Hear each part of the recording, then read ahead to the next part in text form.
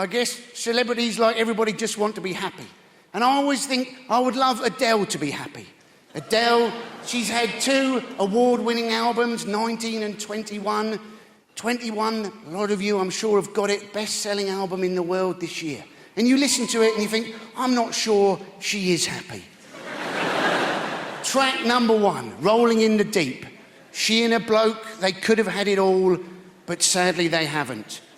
Moving on to track number 2, rumour has it, we find out why. That she's not had a great time with her bloke because her bloke has pissed off with somebody else and they now have it all. So then it's track number 3, Turning Tables. She and her bloke, they're at war, but she doesn't know what they're fighting for. Well, I'm guessing they're fighting because he's pissed off with another woman.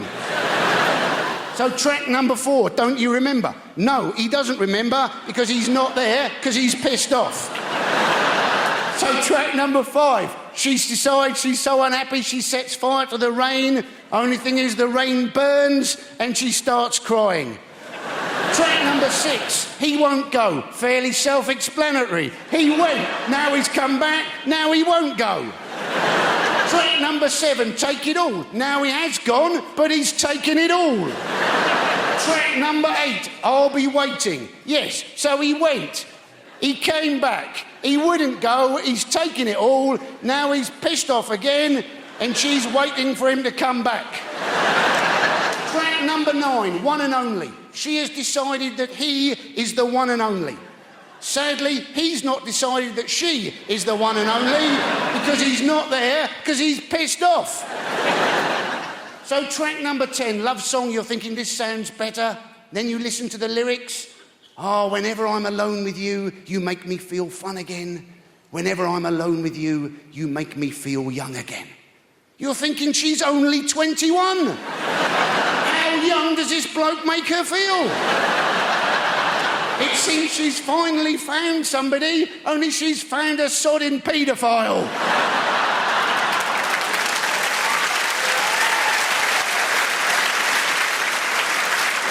So you come to the last track on the album, Someone Like You. This bloke has gone and married somebody else, so she wants to find somebody like him. This is the bloke who she fought a war with, made her cry, left her, came back, wouldn't go, took everything, then went, married somebody else, and made her dress like an 11-year-old. Surely she should write a track, Somebody Never Like You, Ever, Ever Again. After 12 songs, I've learnt my sodding lesson.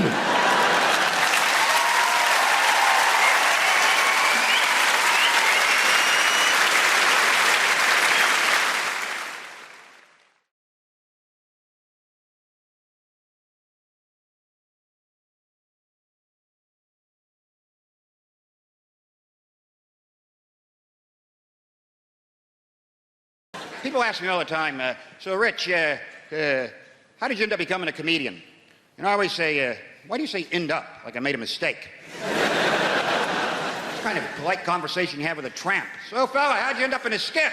The most fantastic job in the world, right?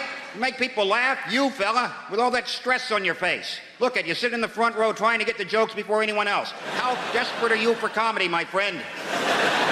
Well, you people bricks put... Oh, I'm sorry. What? I wasn't expecting a response.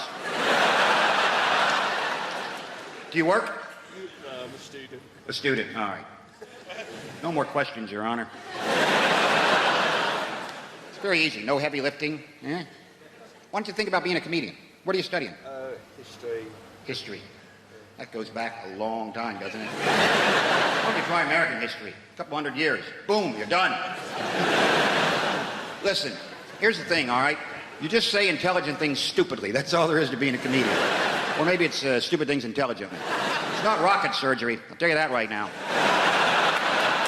So I get asked all the time, so I bet you were the class clown. Were you the class clown? Screw you. Why would you suggest I took a childhood disorder and turned it into a career, you prick? No one ever says to a hooker, were you the class whore? I bet you were the class whore, weren't you? Let the mystery be. I love watching Brits snap. That is the greatest thing in the world. When a Brit snaps, you don't even know they've snapped. It's not like Americans who take out 8 or 9 people with a high-powered rifle because they're social animals. Brits snap, and you go, 2 hours later thinking, I think that guy snapped while I was talking to him. At that point where he crushed the pint glass with his hand, he was a bit pissed off. That's why when it comes to a war on terror, something we invented, the war on terror, because Brits would never have a war on terrify, because what's not terrifying to Brits? Everything. They just don't show it, right? Brit, you've had giants plucking your daughters out of villages a couple thousand years ago. Look that one up, history boy. It's true. So the basic British reaction to anything terrifying is this.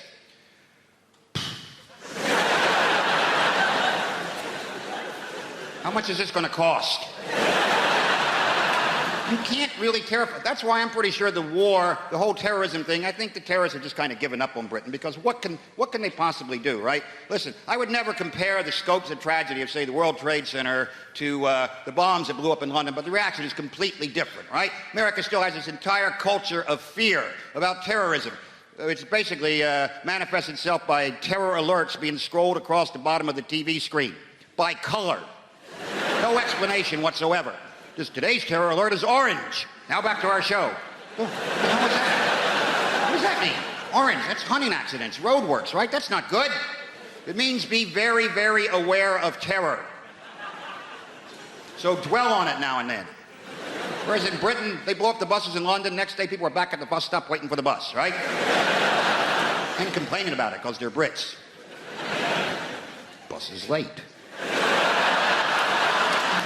It's late. The one yesterday blew up. Yeah, well, that was yesterday. Today's today. I live in the present and the bus is late. That's why when you watch a Brit snap, right, you got to get really close to them.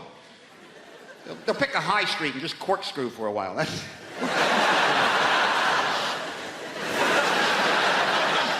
Not even knowing what direction to... What direction is corkscrew anyway? This is bullshit. And then you get too close and then you get sucked into the vortex, right? Are you okay? That moment when a Brit truly snaps, and it looks like this. I'm going to write a letter. That's it. I've been pushed to the brink, you bastard. Nobody treats me like this, you son of a bitch. Huh? I'm not emailing this, I'm writing this. Wait till you get that tomorrow. Big red pillar box right in the mail. Postal strike. I tried to buy bedding not so long ago. Has anybody done that? No! Where does bedding come from? You just accumulate bedding, don't you? All your bloody... Has anybody here tried to buy a duvet? Have you? How did you get on? Not too well. Not too well. Did you come up against the old TOG rating system? It's like the Spanish Inquisition in there, isn't it? I went into Debenhams. I said, I'd like a duvet, please. She said, what TOG do you want? I said, what? She said, what TOG? I said, what? She said, what TOG? I said, what? I said, I can hear you. I just don't know what the hell you're talking about. What is a TOG? I went to school. We did metric. We did feet and inches. Nobody ever mentioned TOGs. What the bloody hell is a TOG? She said, it's the thickness of the duvet. I said, all right, I'll have 1,000,000. I was thinking of torches again, right? She said, you can have 8, 10.5, 12. I said, 0.5? 0.5 of a TOG? Now you're giving me 0.5. I don't know what a TOG is. How am I supposed to know if I want 0.5 of a TOG? She said, well, when are you going to be used there? I said, at night. Why do you think I'm going to be used there? It's a duvet, isn't it? When do people normally use duvets? It's like I only go to bed at Friday lunchtimes or in the ad breaks or when Jupiter aligns with Mars. It's a duvet. She said, but will you be using it 52 weeks of the year? I thought, no, I'm going to sell it to cash converters and buy it back every now and again. That seems to make a lot of sense. She said, if you're buying it at this time of year, get a 12.5. I said, what do you mean if? What do you mean if I'm buying it at this time of year? I'm here, aren't I? What other time of year can I be buying it? I said, you're here, I'm here. This is the sale. This isn't a dry run. This is Debenhams, not the Italian job. I'm not casing the bloody joint. Let's do it now.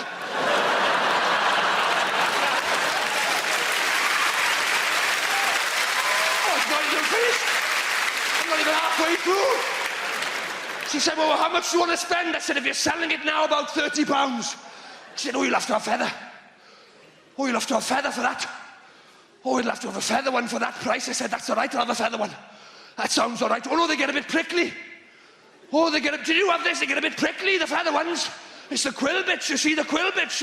They get a bit prickly. I thought, well, what the hell are you doing filling a duvet with prickly quill bits? I can't think of anything worse to fill a duvet with than something prickly, unless you've got them out the back full of stabby things or burny stuff.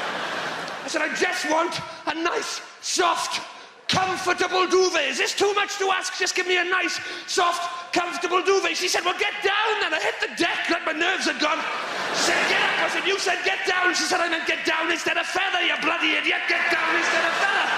I said, all right, I will have down. And last we're getting somewhere, I will have down. Give me, she said, do you want duck or goose? I said, I'm going to punch you in a minute. Down you in a minute. I don't care if it's duck or goose. I'm not going to eat it. I'm just going to sleep under the bloody thing. All right, duck, duck. She didn't. I punched her. She went down. I said duck. I told you duck. She said, I thought you meant duck instead of goose. I thought you meant... I said, no, you started that shit. I couldn't care less whether it's duck or goose. She said, but goose is much more comfortable than duck, sir. Goose is much more comfortable than duck. I thought, is it? Is it really that much more comfortable?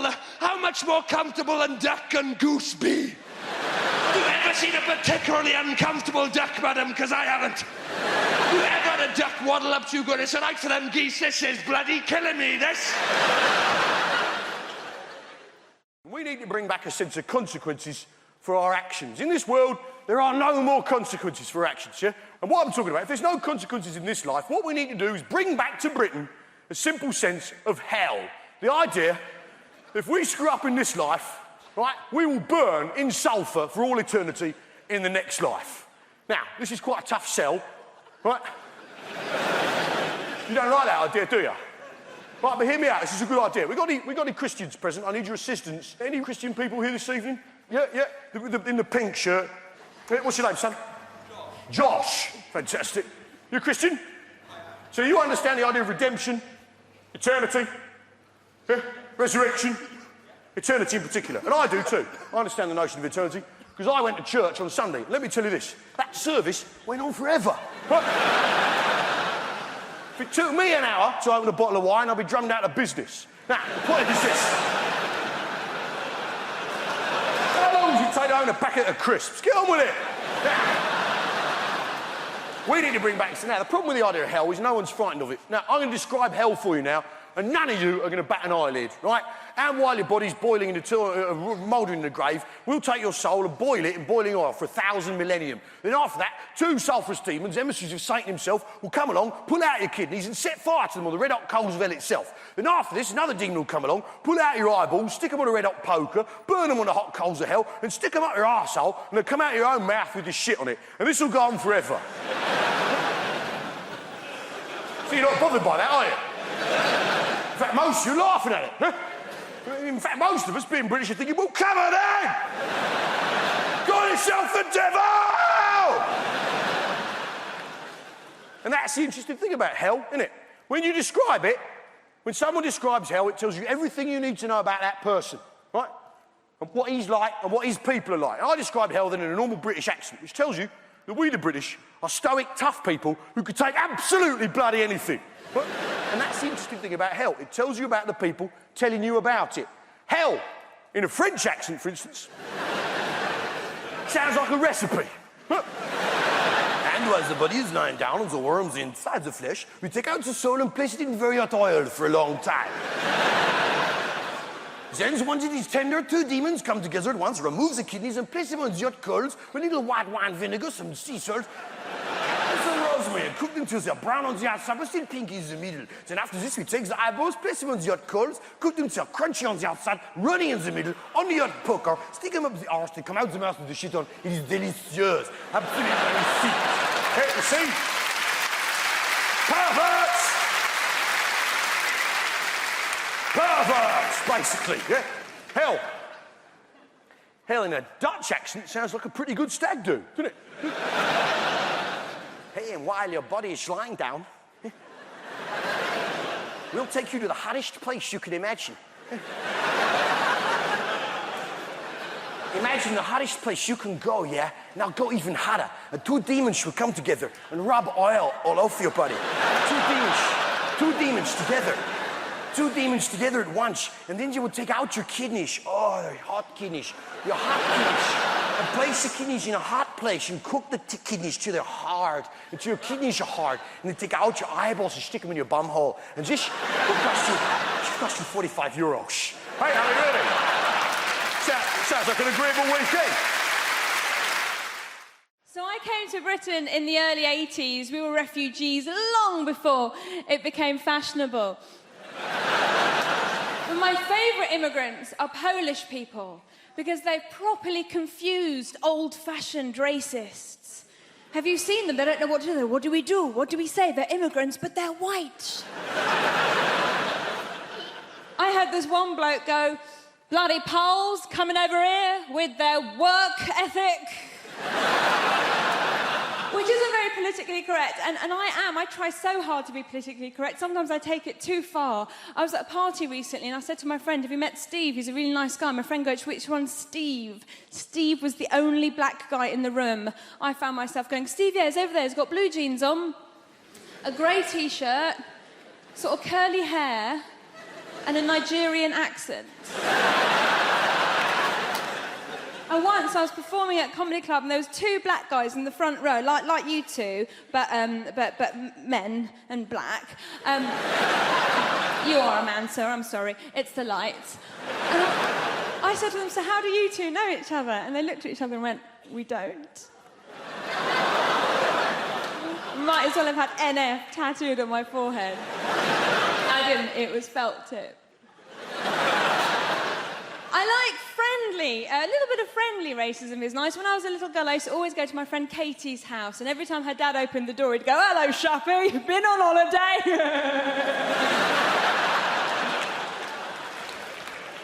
So, I have a little boy, I have a baby boy, I'm a mum, and I'm looking at you, some of you are so young, I could be your mummy if I lived somewhere rural. Like a lot of women, I got to my 30s and I thought, I've got to have a baby now. Why, my mum's still young enough to look after it for me. And I went to all the antenatal classes, and this woman came up to me, one of the other mums goes, oh, how are you planning on losing your baby weight? And I was like, well, I was just thinking of having the child. And she was like, oh, I'm going to be a yummy mummy. I'm going to lose all my yummy mummy. That's just like a middle-class way of saying MILF. I was so happy when I found out that I was pregnant. And we had a scan and we knew that it was a boy. And people said to me, why did you find out the sex of your baby? Didn't you want a surprise? Well, it's going to be a boy or a girl, do you know what I mean? The only surprise would have been if it was a puppy. And there are no puppies in my family. There's one goat, it's not a blood relation. Thank goodness I have a child now. It was no fun being a broody Iranian woman. Every time I said to people, my body clock's ticking, they'd hit the ground.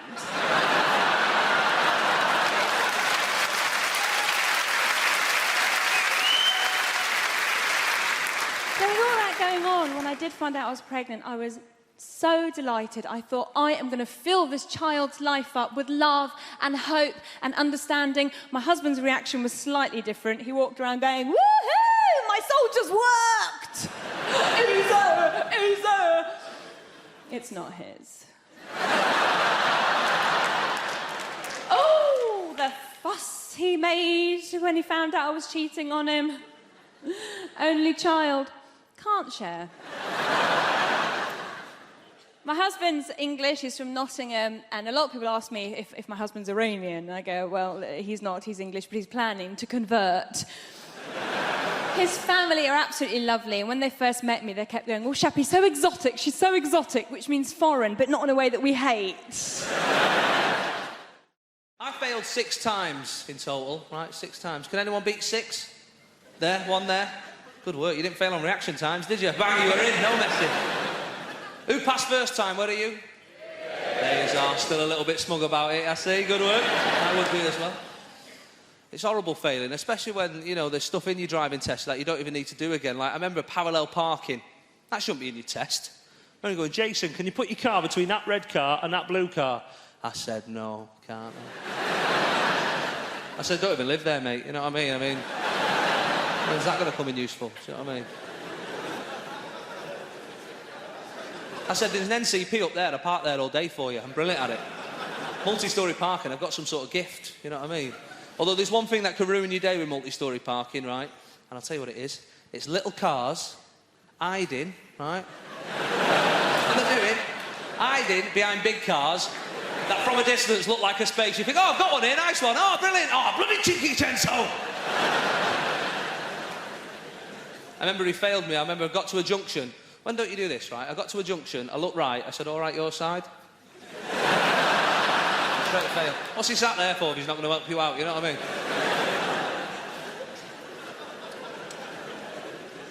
My wife, she passed first time. I was very proud of her, you know. Well done. I didn't shake her hand. I don't know why I did that. It's a very formal relationship we've got. Well done. Good night, darling. She passed first time, but she admitted to me afterwards she'd had a bit of a, you know, a bit of a flirt. She'd wore a low-cut top and a short skirt, a bit of midriff, like, you know, showing. Oh, is that the gear stick? Sorry. Like, you know, proper went for it. The worst thing was, when I did that, that was another fail. I always wanted to learn how to drive like my dad, me. Dads are pretty good at driving, aren't they? They've got some sort of gift. Dads do stuff that nobody teaches you, right? You'll see a dad reversing. Nobody's taught him how to do this, right? But he's amazing at it. He puts his arm around the passenger seat like this, right? Nobody's taught him this. The examiner's not gone, we're going to do some reversing now. Have you got any kids? Yeah, I've got 2. Right. I'm going to show you how to properly do it. All right, so arm out like that. And my dad had used that because me and my brothers would be in the back. He'd need the back of his hand. Get your bloody heads down there, I can't see a thing. Wear a seatbelt. Wear a seatbelt. If you're not seeing that advert, you'll kill me as well. Right? It's proper mad. Right? And then he'd reverse out of second gear, like out of a cul-de-sac and up an A-row without looking. It was amazing to see. And he shouldn't have even been driving, my dad, right? Because my dad's got narcolepsy, right? And I know. I laugh about it now because I'm still alive, right? But as a kid, it was terrifying. We go up to Blackpool on holiday, get in the middle lane of the motorway, you go, right, lads, if you hear this noise, wake me up. You shouldn't be using the rumble strips as an alarm clock, should you, at any point? Dad, hey, I'm only joking, just messing. We get up to Blackpool, you're like, I don't want to go on any rides, I'm all right, Dad, I'm fine. And it was a great disease for your dad to have as a kid, you know, growing up. We'd get away with all sorts when he was telling us off. Right, you 3, I've had enough of this. You lot are grounded for a... Yeah, whatever, we'll do what we want, old man. He'd use it for his advantage, though. Sometimes if he'd be talking to someone and he was bored, like my mum would be going, anyway, so our Barbara says he's not going to get back with Derek because my dad would just go. And then we'd be playing on the floor, we'd look up and he'd look at us and go... He'd wake up half an hour after dinner with a plate full of carrots. What's this happened again? What's going on? But the worst trick we ever did, right, we only played it once and we shouldn't have done it, was... I remember one time he fell asleep on the chair in the living room. Me and my brothers, we went upstairs, changed our clothes, come down, pretend he'd missed a day. I get shocked about what I get annoyed by. I get really annoyed by pizza leaflets. Everyone here in London, you know, you get pizza leaflets through your door. I get 8 a day, sometimes more. You know, I shouldn't bother them. I should pick them up, put them in the bin. But everyone that comes through, I go, "Ugh." It's like someone standing next to you all day long going, do you want a pizza? Fancy a pizza? Do you want a pizza? Fancy a pizza? No, I don't want a bloody pizza. I wouldn't mind if the photographs made them look tasty. But, you know, it looks like someone's cooked a kid's painting, doesn't it? Another thing that annoys me, tea bags. Oh, God. Because they're not bags, are they? You can't put anything in them, you can't take anything out. That's the minimum you expect from a bag, isn't it? If someone said to you, can you hold my bag? And you couldn't put anything in it, you couldn't take anything out. It hasn't got handles, don't have handles, do they? You go, it's not a bag, it's a cushion. Should be called tea, sealed yet perforated paper cage. Suppose they can't fit that on the box, can they? I'd meet them halfway. Herbal prison of permeable mesh. I'm a reasonable guy.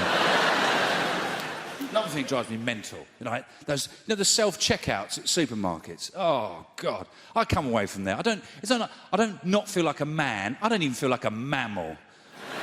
I feel like an amoeba when I come out of that place. Because nothing swipes, does it? I'm swiping, nothing swipes. OK, I won't have carrots this week.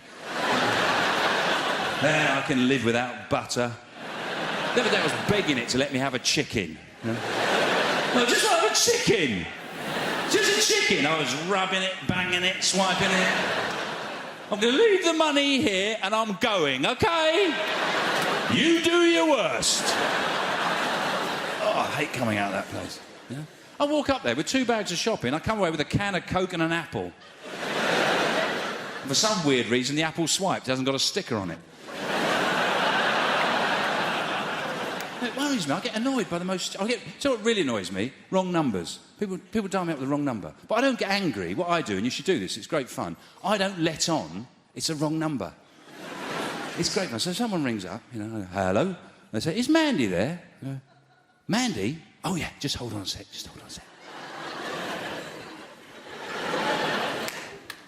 Mandy! Mandy! Get your ass up here now!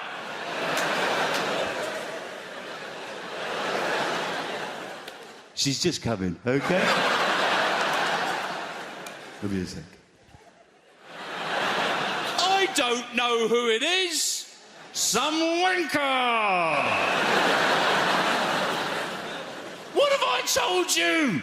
Don't wear your shoes in the house. Oh. Put the special slippers on. She's just changing her shoes.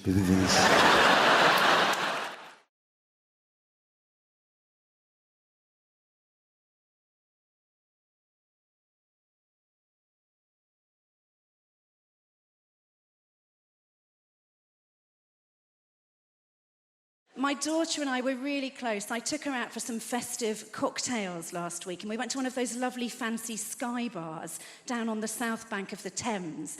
And as we were queuing to get in, they were doing very, very thorough bag checks on the door. My daughter's face just fell, and she said, Mum, they won't suspect you. Can you put my weed in your pocket? Oh, something's gone wrong here, hasn't it? Can you put my weed in your pocket, please? And where was I going to put my cocaine? But we got in, we had the most wonderful night, and we kept getting free cocktails. There was a very, very good-looking young waiter, wouldn't let us pay for a single thing. At the end of the night, that waiter came over, he bent down, he said to my daughter, he said, if you weren't here, I'd take your mum home with me. I couldn't believe how long it took to get an Uber for my daughter. It was...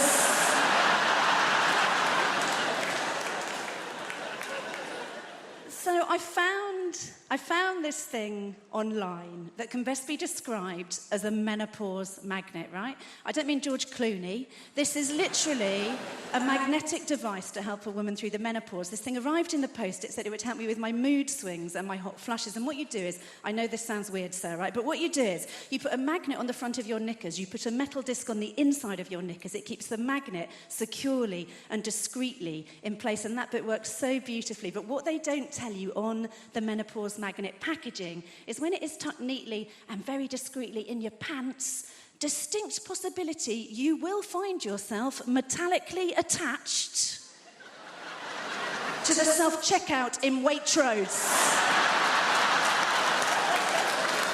The unexpected item in the bagging area.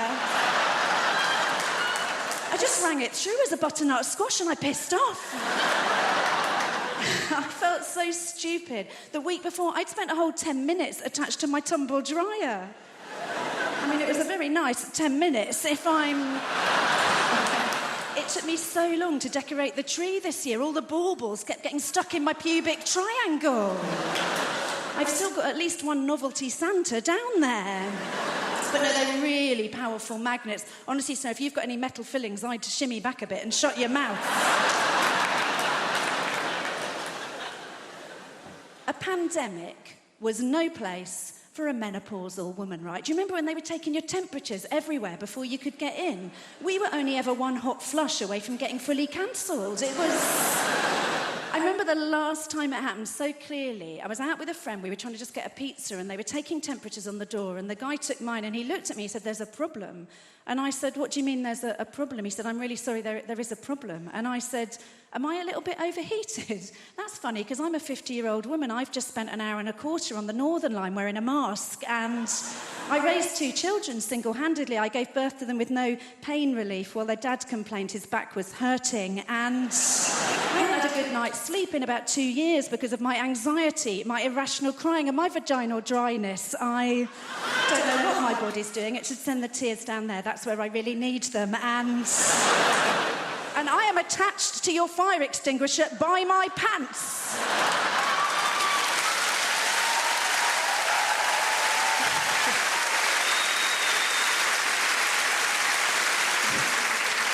Turned out the problem was with the card machine. You had to pay on the app, so... I grew up loving trains, right? But there's one thing about the trains, other than the fact that I want them to run on time, that I really need them to change, right? And it's this announcement that goes, see it, say it, sorted. Have you heard this? Now, if you those that haven't, see it, say it, sorted is an announcement on trains, which basically means if you see something suspicious, call the British Transport Police. But we all know what they really mean by suspicious. If you see a brown bloke with a rucksack, give us a fucking call. Now, I've never liked See It, Say It, Sorted, because for a start, it just raises fear and suspicion constantly. Second, it doesn't get to the heart of the issue, what they really want us to do, which is racial profiling. And third and most importantly, See It, Say It, Sorted doesn't bloody rhyme. Now, this upset me. I said, right, I've got to come up with some alternative options to reflect the reality of the situation and make it a bit more linguistically appealing, right? So I've come up with two options to replace See It, Say It, Sorted. By way of cheer, you can tell me which one you prefer, okay? So option number one to replace See It, Say It, Sorted. Seen a muso? If so, let us know. Average? Okay. Option number two. Don't be wacky, reporter.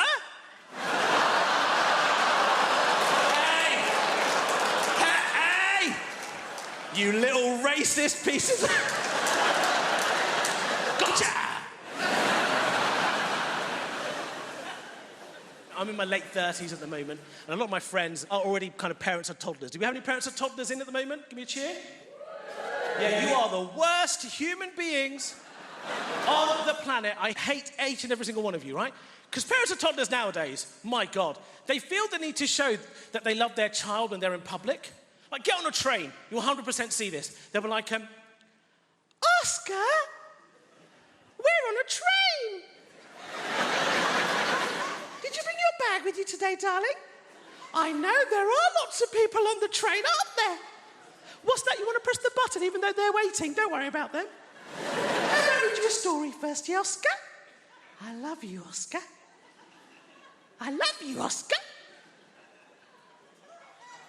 I really love you, Oscar. Fuck off.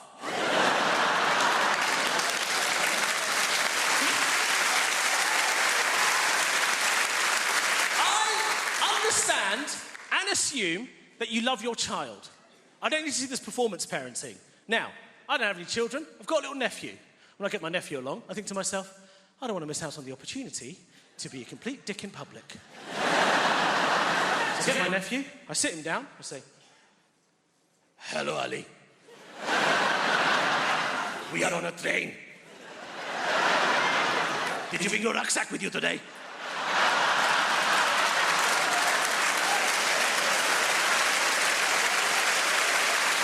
I know, there are lots of people on the train. What's that? You want to press a button, do you? All the parents shut the hell up. And there's a woman in the corner going, see it, say it, sort it.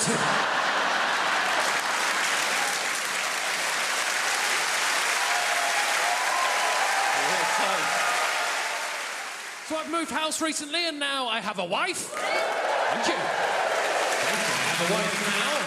have a wife now. I love saying that. I love my wife. I like that. Didn't used to like that whenever I'd meet a married couple, especially if there was a man in the situation. Didn't like it when he said, my wife. Always sounded so aggressive, so territorial. Ownership. This is my wife. She is my property. I own this woman. Oh, I thought, ooh, I'm not going to like saying that. But now, I own a woman. And I love to show off my property. I'm proud of my wife. She's one of my favourite things, apart from my outdoor pizza oven. No, I do like to say my wife. I should clarify this, but not for that reason. I like to say it because it took us so long to get married, right? Our original wedding date was on April 25th, 2020. Yes. And then somebody fucked a bat. And she caught me doing that and cancelled the wedding. It's a proper joke. 3 weddings cancelled. 3 weddings cancelled. Awful, very stressful. The first one, the worst, obviously, by far the worst. We got a call from our venue about 2 weeks before the wedding was supposed to happen, and they said, it's just not going to happen. We're cancelling all of our events. We're so sorry, right? It's about 2 weeks before the first national lockdown, they called us and said that. And that is devastating, to be told that you are not allowed to marry the person that you love most in the world, that you want to spend every single minute of every single day with. And then 2 weeks later, the government told us we had to spend every single minute of every single day together. And as we all found out, that is too long to spend with anyone. No matter how much you love them, you need a minute off now and again. It's done mad things to our relationship. We're basically the same person now. We share everything, especially since we've got married. Don't know if you know this, if you're about to get married, I'm going to let you in on something. You have to share everything, including, and I didn't know this was one of the rules, a Google Calendar. No one told me. I got a bit of a shock. 2 weeks after we got married, I was in a meeting with people at work that I didn't really know that well. Work people. Practical strangers. At the end of the meeting, we had to go round the table and read out what we had coming up in the week following so we could put a new meeting in. I announced to this room full of practical strangers that the following Wednesday, I had my smear test.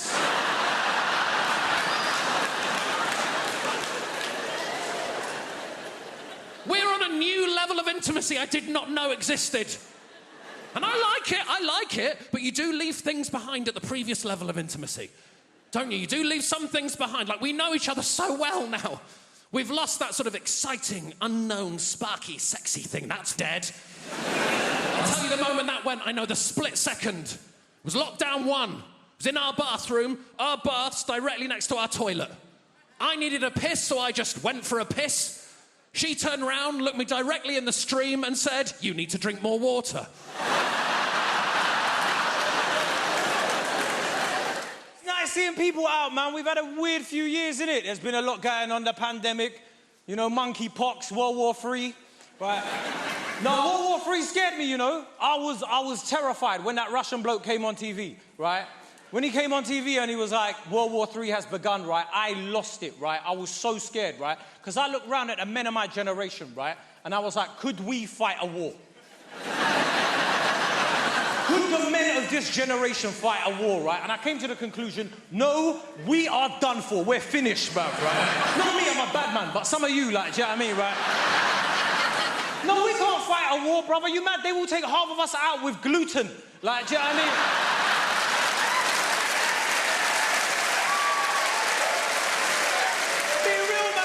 They don't even need to drop bombs. They'll just drop blue top milk over the front lines, right?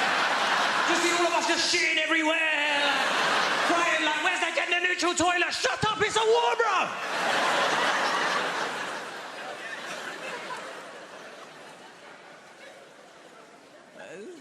It's good to see you lot out, man. That whole thing was scary, man. Do you know the scariest part of that thing? The mayor of London came on TV, right? And he was like, London is well placed in case of a nuclear attack. I was like, are you out of your goddamn mind? There's leaves on the track and we're done for. Forget a nuclear winter, we can't survive autumn, bruv, right? It's nice seeing you guys out, man. We've had a weird few years, man. Monkeypox is on the horizon, right? There's going to be no anti-vaxxers when it comes to that one, is there? Right? As soon as you see a massive pimple that big on your face, you're like, yeah, inject it, bruv. Do what you want, right?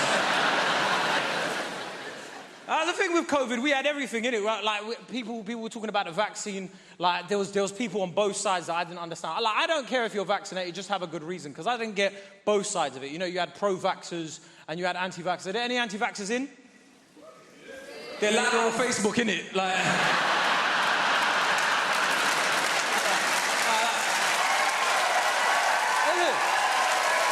you look... Those anti-vaxxers are loud on Facebook, innit? Like, Bill Gates, he's taking your soul. You little sheeple. All right, shut up, man. Right?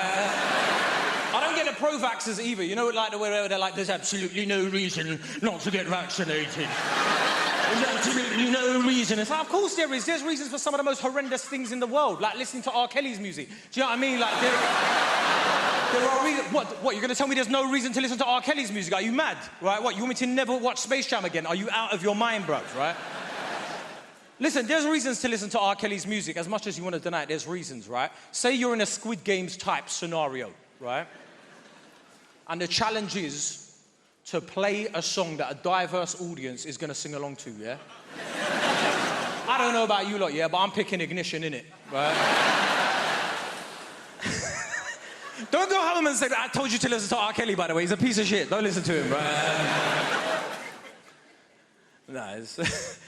I don't care whether you're vaccinated or not, if I'm being honest, right? As long as you have a good reason, right? As long as you've got a good reason, I don't mind what you want to do with your life, man. It's your life, do what you want, right? And I'll tell you what I mean, because I've got a lot of friends, man, like, that are, like, anti-vaxxers and stuff as well. Like, I was talking to a couple of my mates about it, right, when it was all going on, and I was like, bro, you're going to get vaccinated? He was like, no. I was like, why not? He's like, no.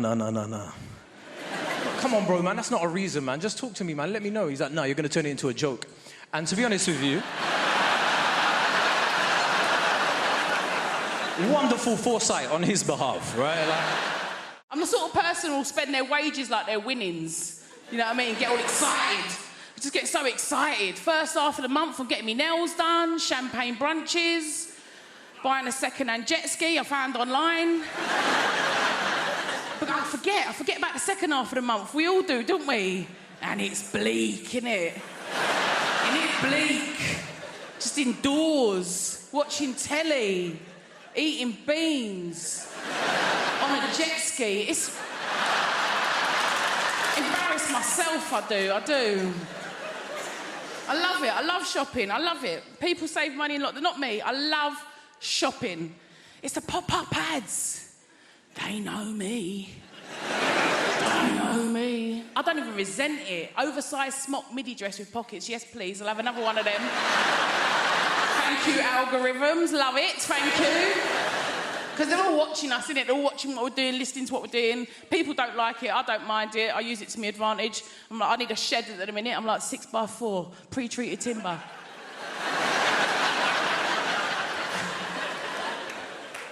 Works every time. But people get paranoid. Don't we right to get paranoid? Like my mum, paranoid.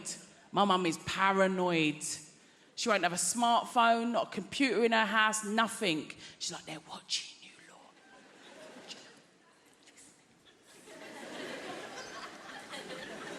I said, it don't matter, does it, Mum? I said, it don't matter if you ain't got anything to hide. Do you know what my 73-year-old mother said to that?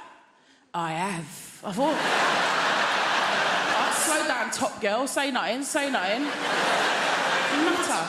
She's right, of course she's right. You had to do what you had to do to get through lockdown, that's what I say. Do you know what I mean? People were stockpiling. I've got 3 kids. There was no such thing as stockpiling with 3 kids, let me tell you that. Every other day I was going out for more Jack Daniels. I don't know. It's got to be done, though, innit? And do you know what it is? Now we've all got all our freedoms, I'm worried about myself because I feel like nothing's actually as fun as you think it's going to be.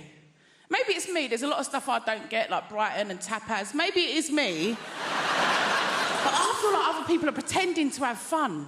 Do you know what I mean? Spa days. Do you like spa day? I don't think you do. Brunches? Girls, how have we signed up to 50 quid brunches? How has that become a thing, a standard? When did that happen? Not even birthdays. It's mad. I'd rather get drunk with my own scrambled eggs. Do you know what I mean? Holidays? You bothered about a holiday? No, I'm not. Again, I think you like the idea of a holiday. Do you know what I mean? I like looking for them, booking them, actually doing them. Hard work, I think. It's true though, isn't it? Do you know what? I think I would genuinely rather be hospitalised. Can you imagine? Food, drink, drugs brought straight to your bed. That costs hundreds in Ibiza, hundreds. I'd start clapping for the NHS again, I would. I love it.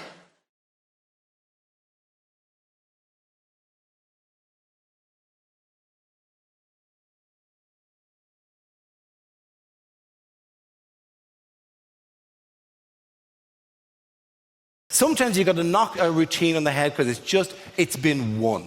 Some audience member has just nailed it, and nothing will ever be as perfect as... I was in Killarney, right? And I had a routine about stupid things you do on your holidays, right? Where I would generally ask the audience, hey, what's the stupidest thing you've ever done on your holiday, right?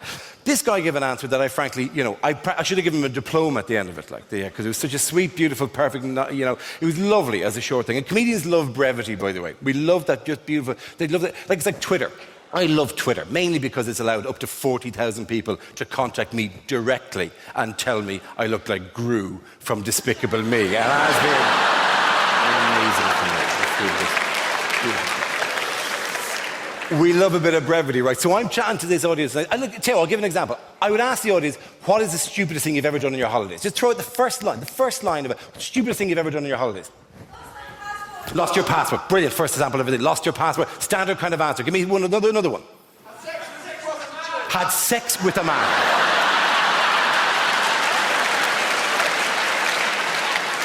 A surprisingly common response. And if you're gay, actually not that weird at all. That's great. So, lost the passport, has sex with a man. Give me one more for the hell of it. Bit by a donkey. That's very much the stupidest thing that donkey did, rather than you, if the truth be told, right? So lost a passport, has sex by a man, bitten by a donkey. It's a hell of a night out, right? It's a fantastic single evening. If you could roll that into one story, you were in the game here, right? That is fantastic. They're all good answers, right? But they could have happened anywhere, right? With respect, you could have lost your passport at home, you could have a sex with a man anywhere you want. It's on your phone, Grindr, check it out, right? You could go to Blackpool and have sex with a donkey, not have sex with a donkey.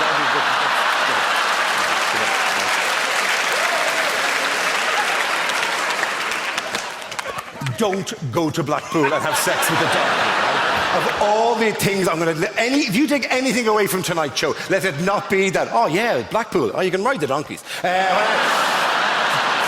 nothing. It's fantastic. It's out of season, They're not getting much work. Anyway, no.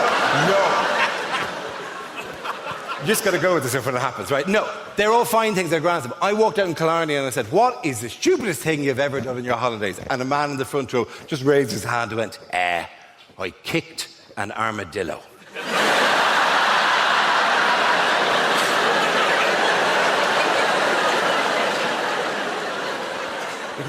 Why did you kick an armadillo? And I goes, I don't know. He just walked out in front of me. I don't know what to do. He was on a nature trek. With a local guide sympathetically showing him the wildlife. Literally, there's a man at the front with a tree going, if you look up there, you can see that's the nest of the... And let's just pull back the bush. And now, can you see the tracks of the... as it walks through the... And he's at the back, just minding his own business. And an armadillo walked out in front of him. And he just panicked and went, Jesus! And boom, hoofed it. Properly caught it with the instep. Fum, fam, right? Lifted it over a tree. Converted the armadillo, right? Now, I have no idea what I find more delicious about story, right? The face of the tour guide going, don't kick the wildlife. Was that not obvious in the general tone of what we're doing here today? Or the armadillo going, this is a bad day for it.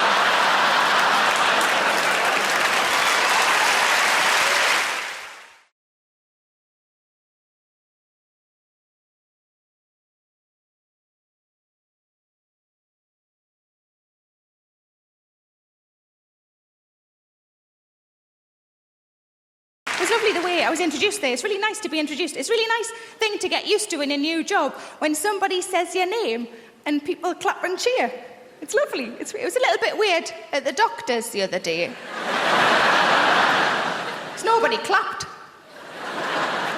Every time I said clap, I think they thought that's what I had. But I decided in January, I think a lot of people do this in January, decided in January to try to sort of better myself. I'm not really bothered about losing weight, but I quite like the idea of getting fit, so I thought I'd get myself an exercise DVD. Now, you know when your partner goes shopping and they say, do you want anything? And you're supposed to say no, but instead you give them a list.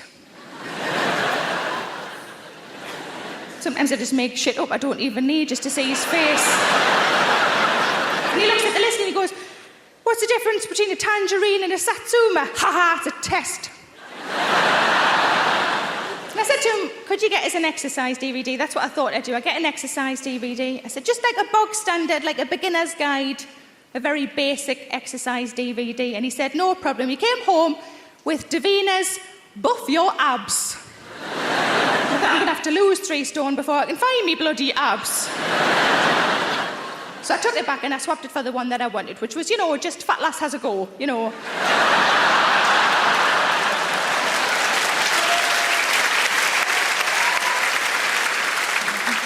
the sequel, Fat Lass Tries Again. And I watched the first few minutes, and you know how it's always a celebrity and a trainer, isn't it? Because the celebrity sells the DVDs and the trainer knows what they're doing.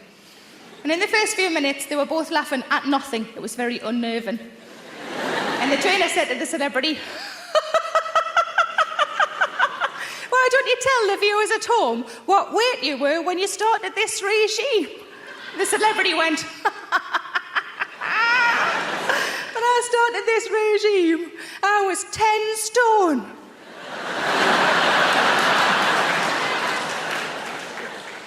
I realised then that I'm aiming for a start weight.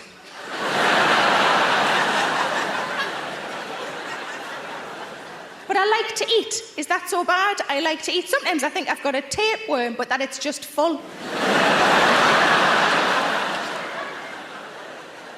But I'm trying to eat more healthily. I had an apple the other day. Thank you.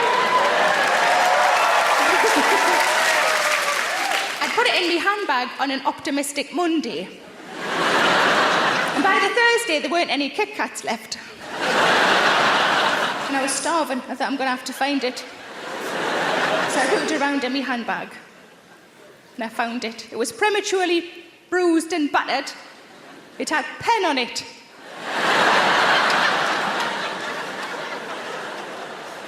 But I was starving, so I peeled off the clean panty liner and I ate it.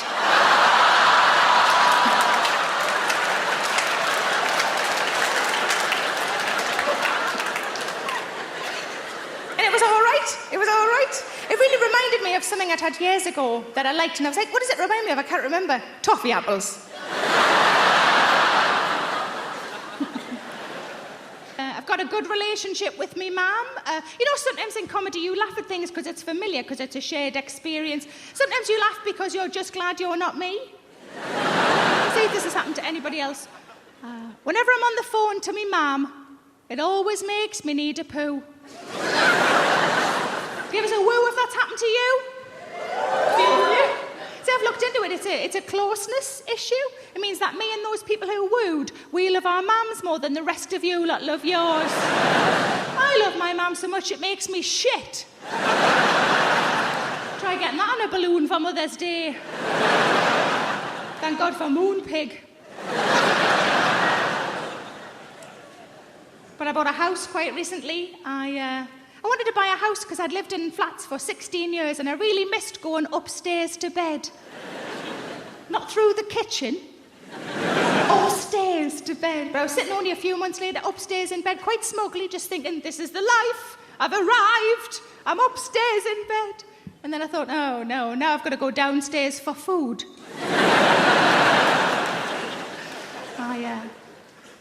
What I really wanted, like my parents have both always lived near a park and I'd always been able to see a tree out of my bedroom window, so that became a priority. When I was house hunting, I wanted to be able to see a tree out of my bedroom window.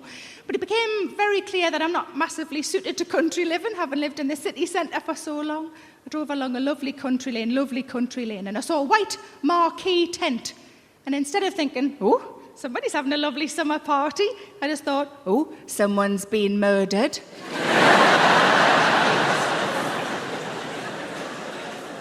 But I found a house that I liked and I got a survey done. The survey came back and it meant nothing to me at all. But luckily I've got a friend who's a builder and he said, let me have a look at it, and I put it into layman's terms. I said, smashing. And it gives a cheer if you own your own home. Yes. It gives a cheer if you rent. Yes. See, up to this point I'd only ever rented, and I think there are phrases that mean nothing to those of us who rent that the rest of you understand, because my friend the builder said, there is one thing you will need. I said, oh yeah, what's that? He said, you'll need a damp-proof course. And I genuinely said, I haven't got time to go to college. But one of of the things the house that I bought did have is a log burner. I've never had a log burner before. I got quite excited by the log burner. Not as excited as my fella did. He went, oh my God, we'll be able to get a toasting fork. We'll be able to toast things. And I thought, he does know I've got a toaster, doesn't he? But he went off to work. I went straight out and bought a toasting fork. I was too excited. I came back in with it. I grabbed a loaf of bread and I thought, I'm just going to sit in front and work my way through. Bloody love toast. Couldn't get it to work. I rang him and I said, I can't get it to work. He said, how can it not work? It's fire and bread. How can it not work? So I told him what I'd been doing. Turns out I should have had the little door open. I might as well have been lying slices of bread on top of my radiator. But when I moved, I had bits and bobs of furniture. Not much, but I had some stuff, and I was trying to work out what would best go where. And I said to me fella, God, I wish I had a tape measure. He said, what do you need a tape measure for? I said, I just want to know if that unit will fit in that alcove. He said, well, I'll sort that out for you. I said, have you got a tape measure? He said, no, it's just, I'm good at that sort of thing. I said, what do you mean? He says, it's just an instinct I've got. And first of all, I thought, rubbish. And then I thought, let's have a look. And I thought, this is quite a manly thing to be able to do. If you can do this, maybe we'll see what else slots where. So I said, go on, then do it. And this is what he did. It went exactly like this.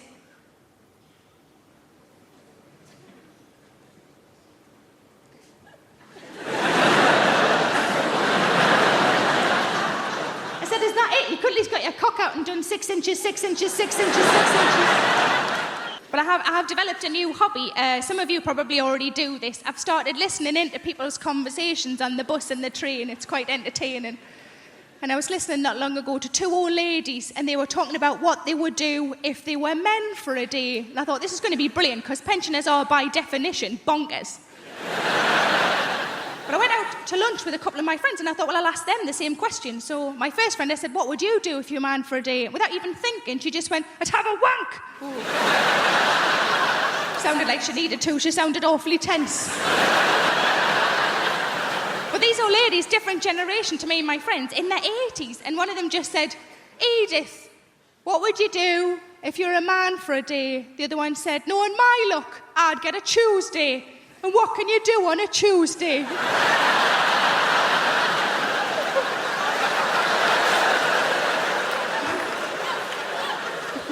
My second friend, I said, what would you do if you're a man for a day? She just said, I just do everything.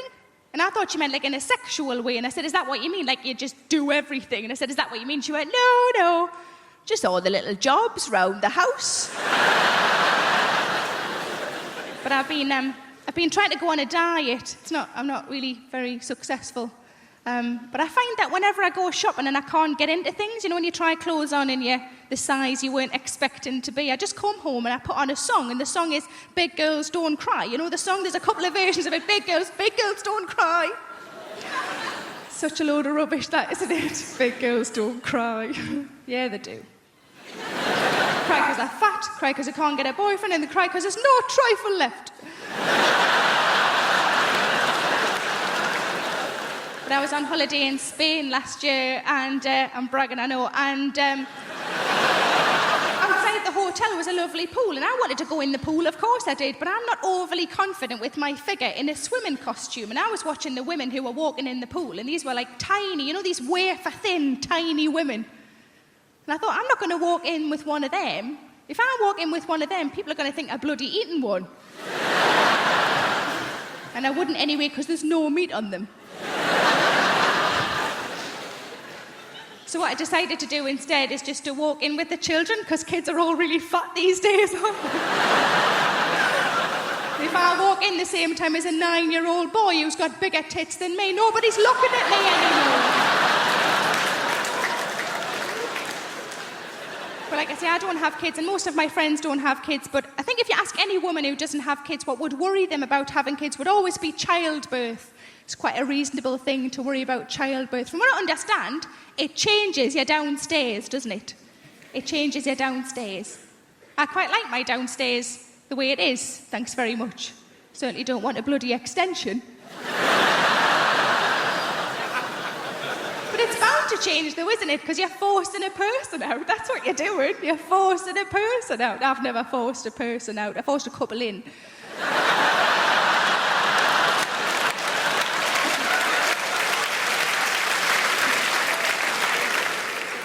With a shoehorn.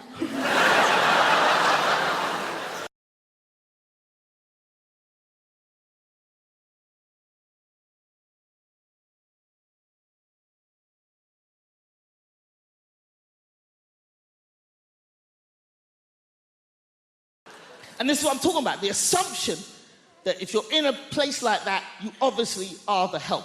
Okay, example 2, that's it, white people. One more example, and then we're moving on, right? I'm on tour in the UK. I'm going up to Leeds. All my team was already up in Leeds setting up the theatre. I'm travelling with my tour manager and best friend, Lila, also a black woman. So I go, you know what? That's Lila. I go, you know what, Lila? Let's not drive. It's a long drive. Let's get a train and go up in comfort. So we rush down to the train station. I buy us 2 first-class tickets.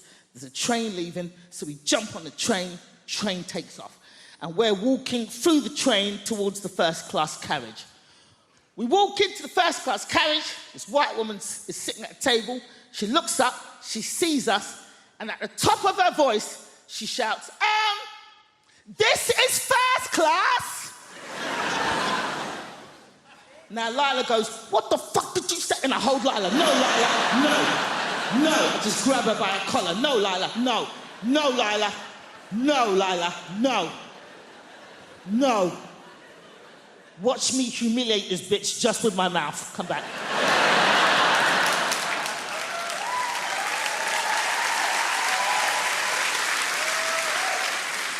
So at the top of my voice, I say, thank you, lady. But what was it about us that made you assume that we didn't belong in the first-class carriage? She starts to fumble. Everybody on the train just kind of leans out from behind their seats.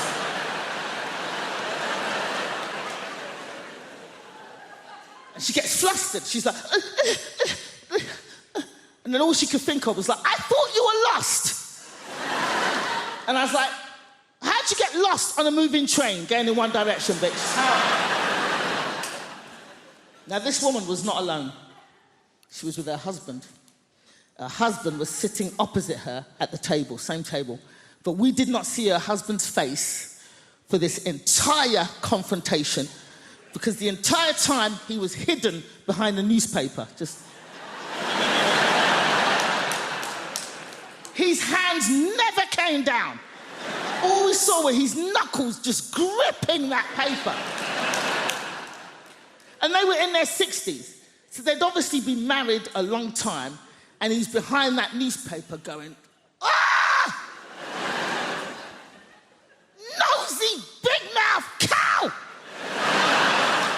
30 years we've been married, and every day of those 30 years I've said, mind your own fucking business!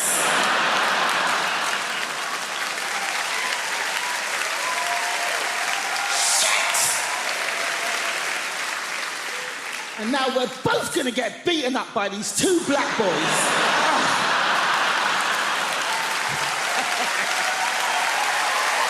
I'm gonna explain the concept and naked attraction to you, and you're gonna think to yourself, Suze, previous to your gig tonight, did you nip outside and smoke some crack? Because that's how mental it is. Right, Emma, a girl walks out on stage, she's like, I'm looking for a boyfriend. And the host goes, brilliant, we've got 6 naked men in tubes behind. Then the host says to the girl, what are you looking for? And the girl will always do the same thing. She'll go, oh my God, you've really put me on the spot. And you think, no, you chose to come on this show, moron. She goes, well, I guess I'm looking for a boyfriend, but also a friend. I really like going to European city breaks, maybe someone that likes travel. And I really like music gigs as well, so maybe someone that likes music. And I guess if I'm being really honest, what I'm looking for is love. And the host goes, brilliant, let's see if you can find love by judging dongs. Okay?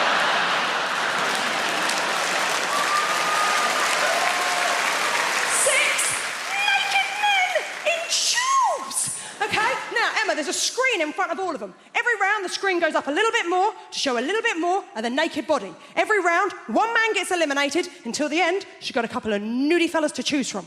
Okay? Now, Emma, first round, screen just goes up to their knees. There's always one bloke who's got really rough feet. Really rough. Like he was an extra in The Hobbit. And he just never took the feet off afterwards, right? Now, she clearly looked at them feet and thought, well, them trotters ain't coming home with me, right? And you think, well, that's the end for him. Not the end. They don't shoot him. You think it's the end of the show for him, but it's not. It's not the end of the show, because he then has the indignity of the screen going the whole way up, so you see his penis and his face. Then he has the most awkward moment in television where he steps out of his tube, walks over to her and gives her the most uncomfortable hug you have ever seen. Well, you can tell all he is thinking is, don't touch the lady with your dick. Whatever you do, don't touch the stranger with your dick. And then his sad little ass walks off stage. Now,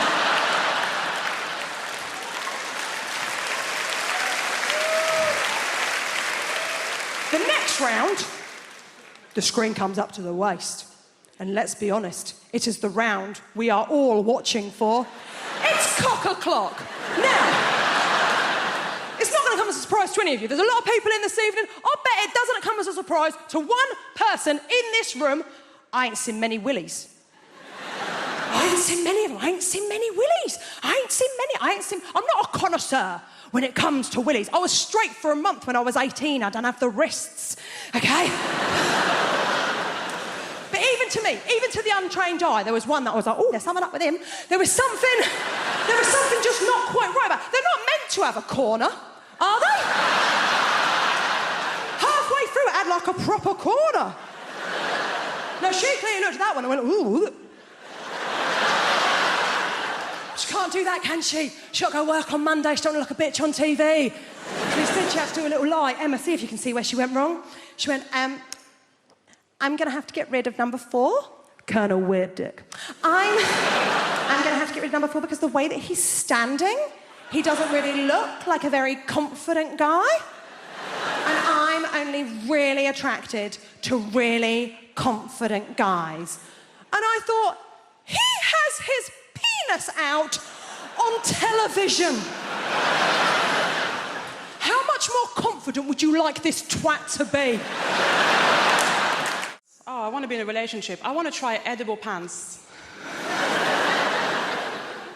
You can't edible solo, they don't let you. I'm absolutely fascinated by them. Here's why. It must be someone's job to keep edible pants from being too delicious. Because they've got to be okay in context, but there's a team of scientists that's working day in, day out to make sure that none of us start craving them. Struggle being single. I'm a pick-me girl. Do you guys know what that is? A pick-me girl is a type of woman who's like me. I'm not like the other girls. Why? Because I like live music. Shackle me. I do like live music. Like, sometimes I wonder if anyone's gone to see the band Placebo thinking it was The Cure. So I do think about that stuff.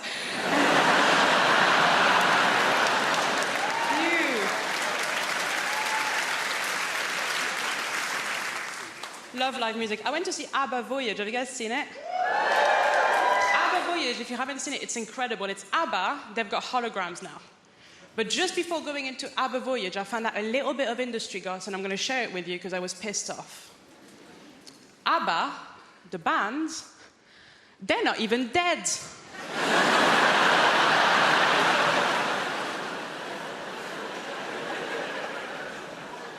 And they've got holograms, is it? You can't have holograms if you're alive. Hey, ABBA, go to work.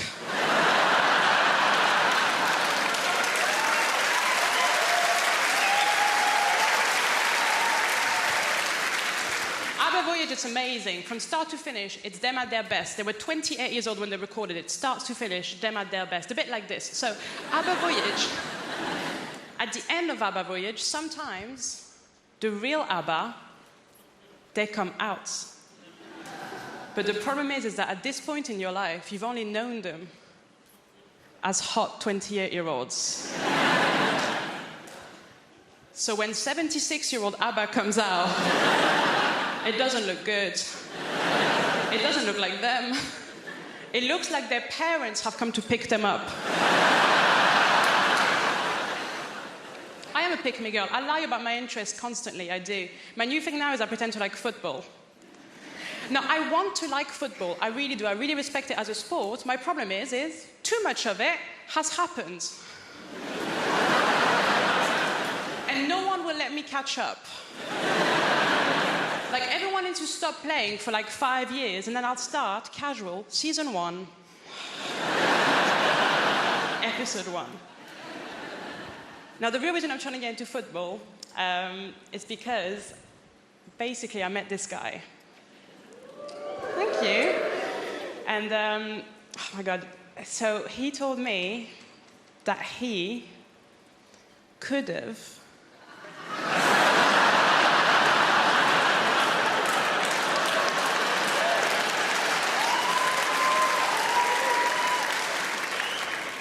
Do you guys know him? That's weird. He does have a lot of friends. He said he could have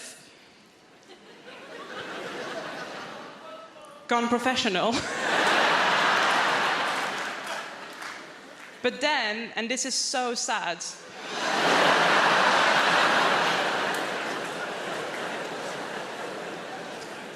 just before the trials,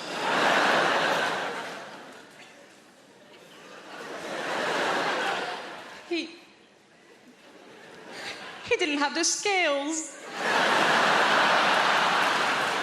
He didn't have the skills, the work ethic, or the natural talent. So close. I was such a fat kid. My mother used to buy bathing suits with blowholes in them. It was just... But my parents... I don't want to go into my childhood here because it's wrong. My parents hated me, okay? We're all going to hear the story, aren't we? Well, my parents hated me too. My parents... All I ever heard growing up is, why can't you be like your cousin Sheila?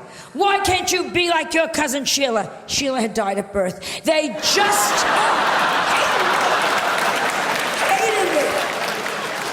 Whenever we would go, like, in front of a street, each parent would take my hand, hold our hand, we're crossing the street, and then they'd swing me into the traffic. They used to say, take candy from strangers. Ask the funny man in the raincoat, does he own a van? It's just... No, I had a very bad childhood, and that's because, and I'm sure none of you give a damn, but I was the only Jewish kid, this is the absolute truth, growing up in an all-Catholic neighborhood. You know what that's? The Irish people. Only Jewish kid in a Catholic neighborhood. You know what that's like? You were all doing Hail Marys, I was doing Hail Murrays. I mean, it was just... No Christmas tree? No Christmas tree. Do you know what that's like when you're the only kid without a Christmas? Because everybody has Christmas trees. And nowadays, it's like, well, we do it for all faiths. It's such bullshit. Yeah, we walk into an office building, and there's a Christmas tree, and there's a menorah. Bullshit. The Christmas tree goes up, up, up, up, up, up, up, up, up, up. There's like a little shitty menorah with 2 orange lights that some angry Puerto Ricans lit backwards. I mean, yes! Juan, you lit those lights backwards. Fuck you, you killed our Lord. I mean, it is just... So, I'm at the age where I figured, screw it, I'm gonna have a Christmas tree. I got the biggest Christmas tree I got a 2-story high Christmas tree. I put everything you could think of on that. Up, up, up, up, up, gorgeous, gorgeous, gorgeous. On the bottom, I got the manger. I got the whole goddamn thing going there, the wise men, the sheep. And the only thing is, I have the baby, but I'm Jewish. I got him a nanny. It was just, oh yes. And I redressed Mary. She didn't look good. That stupid thing over her head, come on. I put her in a Chanel suit, Manolo Blahniks, and a Louis Vuitton pocketbook. You're the mother of God. Look it. It is just... Am I wrong? If she had looked like that, she would have gotten into the inn. Yes. The point is, it's about looks. Mary, she looked good. She would have done better. Mother Teresa... Oh, don't give me... Oh, Mother Teresa, if she had looked better, she'd be a saint by now. Was she a bow wow? Yes. Did she need electrolysis? Let's talk to each other here. Even lepers were throwing their fingers at her. Here, get away. Because it is all about looks. This is my message, Great Britain. This is my message. Looks count. Education, looks count. I have no sex appeal, and it has screwed me up for life. Peeping Toms look in my window, pull down the shade. You have no idea. My gynecologist examines me by telephone. It is just... So I came to Britain in the early 80s. We were refugees long before it became fashionable. But my favourite immigrants are Polish people because they've properly confused old-fashioned racists. Have you seen them? They don't know what to do. What do we do? What do we say? They're immigrants, but they're white. I heard this one bloke go, bloody Poles coming over here with their work ethic. Which isn't very politically correct, and I try so hard to be politically correct. Sometimes I take it too far. I was at a party recently and I said to my friend, have you met Steve? He's a really nice guy. My friend goes, which one's Steve? Steve was the only black guy in the room. I found myself going, Steve, yeah, he's over there. He's got blue jeans on, a grey T-shirt, sort of curly hair, and a Nigerian accent. And once I was performing at a comedy club and there was two black guys in the front row, like you two, but men and black. You are a man, sir, I'm sorry. It's the lights. And I said to them, so how do you two know each other? And they looked at each other and went, we don't. Might as well have had NF tattooed on my forehead. I didn't, it was felt tip. I like friendly, a little bit of friendly racism is nice. When I was a little girl, I used to always go to my friend Katie's house, and every time her dad opened the door, he'd go, hello, Shappy, been on holiday?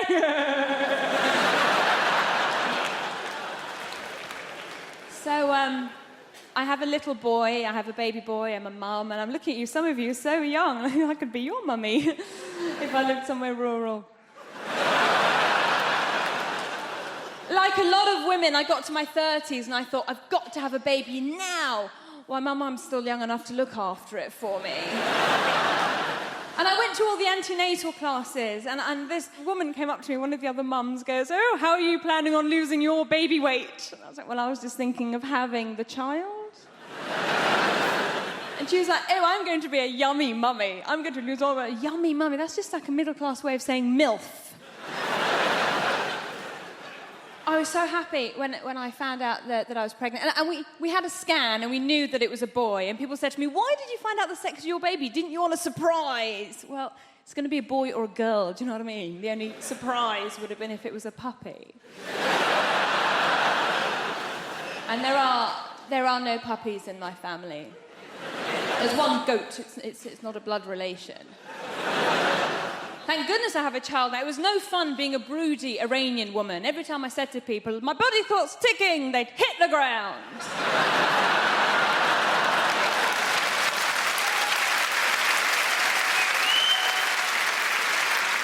So with all that going on, when I did find out I was pregnant, I was so delighted. I thought, I am going to fill this child's life up with love and hope and understanding. My husband's reaction was slightly different. He walked around going, woohoo! My soldiers worked! Easy! It's not his. Oh, the fuss he made when he found out I was cheating on him. Only child. Can't share. My husband's English, he's from Nottingham, and a lot of people ask me if my husband's Iranian. And I go, well, he's not, he's English, but he's planning to convert. His family are absolutely lovely, and when they first met me, they kept going, oh, Shappy's so exotic, she's so exotic, which means foreign, but not in a way that we hate.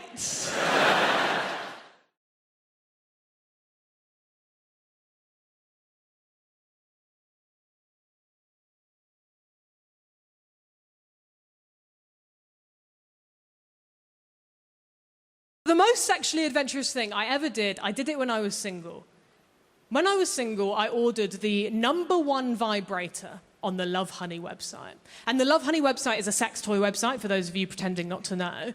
I kind of ordered it out of spite, right? Because one of my exes called me a prude, which I think is such an extreme thing to call someone. I don't think I did anything to warrant that. The only thing I can think of maybe is once I said that I don't like morning sex. That's not a big deal. That doesn't mean that I'm not sex positive. I just don't think you should do something that disgusting in the morning. Not whilst the blackbird is singing his morning tune. went on the website. It was late at night. I just ordered the first one on the list because I thought that would be good. That would probably be quite nice. The thing that arrived is so terrifying. It plugs directly into the wall. It has one of those on the end of it. It uses mains electricity. It needs to be pat tested.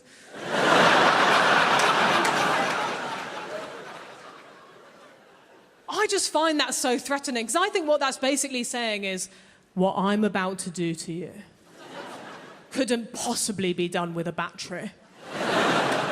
I'm gonna need that same stuff that powers your fridge. It's huge, it's bigger than this. It looks like a piece of farming equipment from the Industrial Revolution.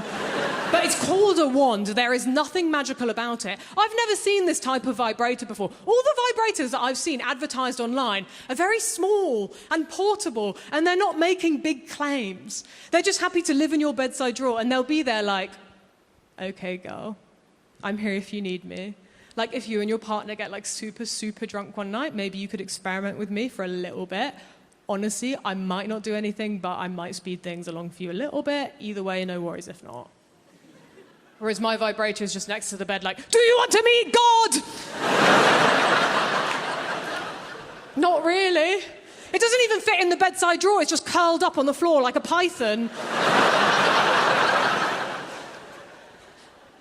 And after it arrived, I was like, is this the right thing? Because I checked on the website, because I thought maybe it got mixed up with like an order meant for Guantanamo Bay. It was the right thing. Not only that, I read the description for the first time. It said in the description, this is the world's most powerful vibrator. I don't think I need that. I need absolute max, a whisper on the wind. The world's most powerful vibrator. You shouldn't be able to buy that without a license. Underneath as well, it said, the vibrator will turn off automatically after 20 minutes for your safety. 21 minutes and there's a danger of death. I don't even want to share. It cost £90. So I felt like I had to try it because I spent so much money. And I don't even have a plug next to my bed. I had to get the extension cable. That felt desperate.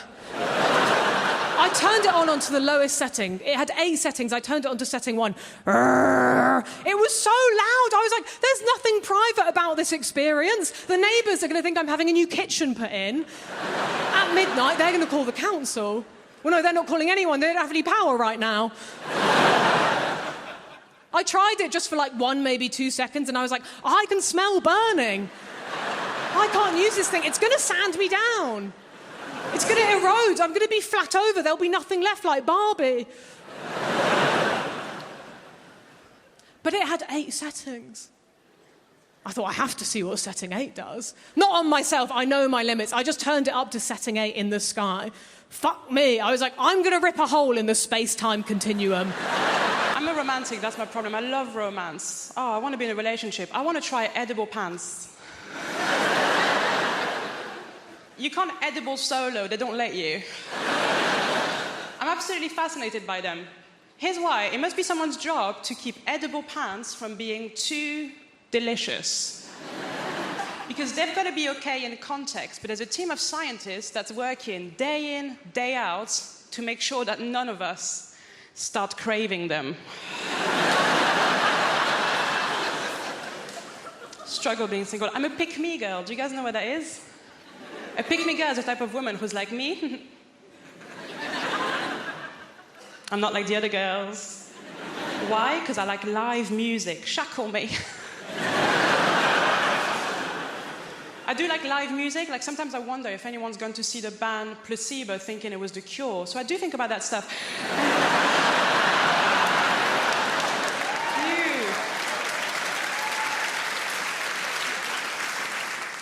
Love live music. I went to see ABBA Voyage. Have you guys seen it?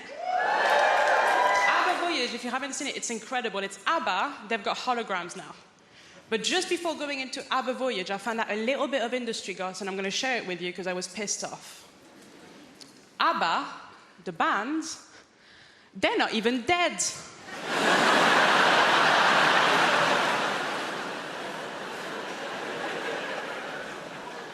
And And they've got holograms, is it? You can't have holograms if you're alive.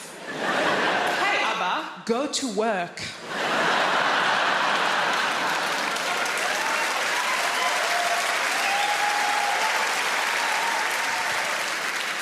ABBA Voyage, it's amazing. From start to finish, it's them at their best. They were 28 years old when they recorded it. Start to finish, them at their best. A bit like this. So, ABBA Voyage, at the end of ABBA Voyage, sometimes the real ABBA, they come out. But the problem is that at this point in your life, you've only known them as hot 28-year-olds. So when 76-year-old ABBA comes out, it doesn't look good. It doesn't look like them. It looks like their parents have come to pick them up. I am a pick-me girl. I lie about my interests constantly, I do. My new thing now is I pretend to like football. Now, I want to like football. I really do. I really respect it as a sport. My problem is too much of it has happened. And no one will let me catch up. Like, everyone needs to stop playing for like 5 years, and then I'll start casual, season 1, episode 1. Now, the real reason I'm trying to get into football is because, basically, I met this guy. Thank you. And, oh my God. So he told me that he could have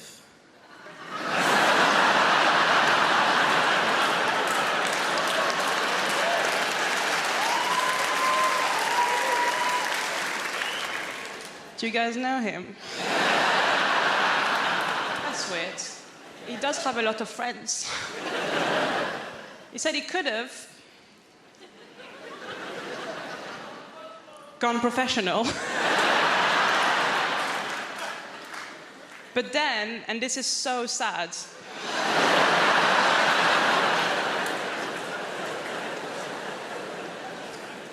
just before the trials,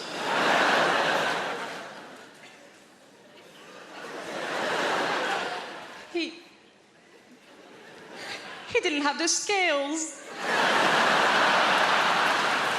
He didn't have the skills, the work ethic, or the natural talent. So close. You do a thing in the UK called pre-drinks. Pre-drinks, all right? Some people call it prinks, because they don't even have time to pronounce the whole word before they get on it, all right? Pre-drinks. I had no idea what it was. I had to ask my friend. I was like, Di, what the hell are pre-drinks? He said, Ignacio, it's great. We drink at home before we go out to go drinking.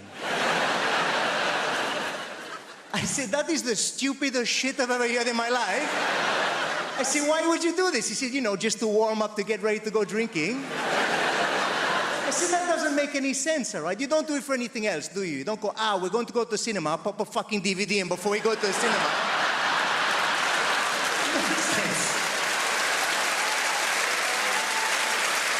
Just fire up the old Netflix and do shots of popcorn. Is it made before we go down to the cinema? Craziness. Everything revolves around booze, okay? People in this country start drinking around about 13, 14 years of age. Does that feel about right? 13, 14. Some of you, depending on where you're from, younger, some of you older, all right? I get that. But I came over, I visited as a teenager, and I found out the way it works, all right? I was trying to fit in, and they were like, right, what we're gonna do, we're gonna go down drinking in the park, all right? We're gonna go drinking in the park as teenagers, all right? I was like, right, they go, right, we're gonna steal booze from our parents, and we're gonna go down the park, all right? I was like, okay, no problem. So I showed up to the park, all right, feeling like Jason Bourne or something in my backpack, and I think, pull out the stuff, all right, what's in there? They were like, what the hell is Rioja?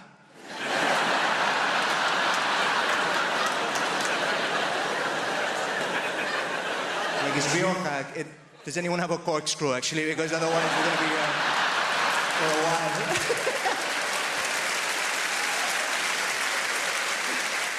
The thing is, like, kids do that, and if they can't steal the booze from their parents, what they do is they'll stand by an off-license, all right? And they will wait for somebody to walk past who looks just dodgy enough, but not too dodgy, So they can offer them money and go, hey, can you go in the shop for me and pick me up some beer, some vodka, whatever, we can go down drink in the park, and that person will go get the cash, and then you go there, you get shit-faced as teenagers, it bonds you, okay? It brings you together. At least that was my experience, okay, back in the day. But times have changed, all right? I went to back where my mother's from, okay? My mother's from a little town in Wales called Pontardawe, all right? Don't know if anyone's heard of it, tiny little town, Pontardawe. Pontardawe is a Welsh word, all right? Pont means bridge, and Dawe means over a shithole, okay? It's not a delightful place to move to from Mallorca, is what I'm trying to say. Right? My mother hates that joke. She's like, Ignacio, please stop saying that. They've taken all of the trolleys out of the canal, all right? Can we... But I was visiting and I was walking to see my mother and I passed an off license, okay? And there's this kid stood by the off license as I'm passing, all right? And he clocks me and I've got my guitar on my shoulder, so he's thinking, this guy's got no prospects. So he comes over to me with his cash, all right? And he was like, hey, could you maybe go in the shop? I'm like, I know where this is going. He goes, can you pop in the shop? I'm like, right. He goes, if I give you this money? I'm like, yep. And he goes, and get me some? I was like, I know where we're going. He goes, vape. I was like, what? He goes, vape. I said, seriously, vape? He said, yeah. I said, what flavor? He said, cherry. I was like, of course, cherry vape. All right, rock and roll. I go in the shop. I'm laughing to myself. I can't believe these kids asked me for cherry vape. How times have changed, all right? I go up to the counter. The guy behind the counter must have thought I was insane, all right? I'm laughing the whole way through the shop. I grab the stuff, pay for it, put it in the bag. I walk out. I'm laughing on the way out. I give the kid the bag. I go, there you go, pal. 20 Marlboro Red and a bottle of vodka. Grow up, you little shit. What is this? Vape nonsense.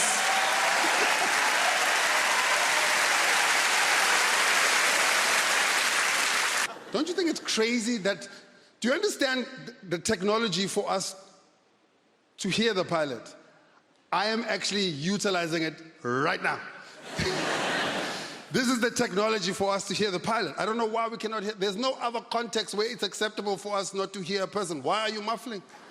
If you were looking for an au pair for your kids and a person came over to your house and said, hey man, what's your experience with kids? And then they looked at you and went, ta-da.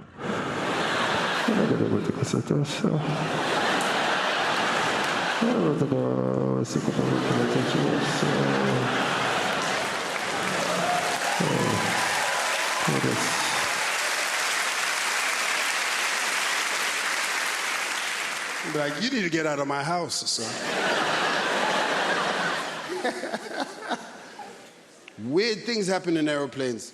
Weird things, like crazy things, bizarre things. Like, how bizarre would it be right now if someone walked in here and started selling us watches and perfume? Wouldn't that be the most bizarre thing?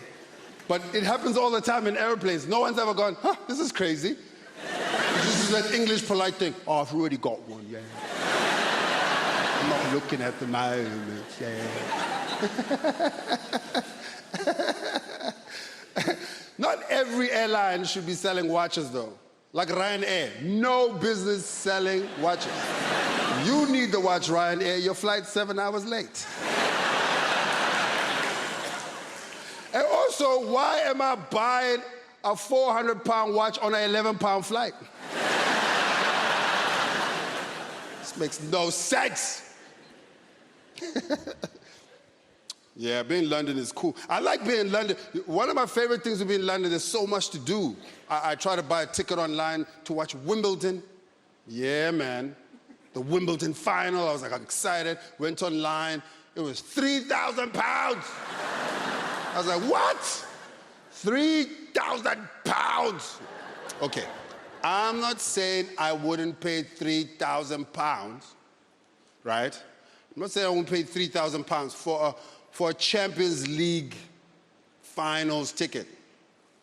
But I'm not paying 3,000 pounds for a sport where someone is going to tell me, quiet, please.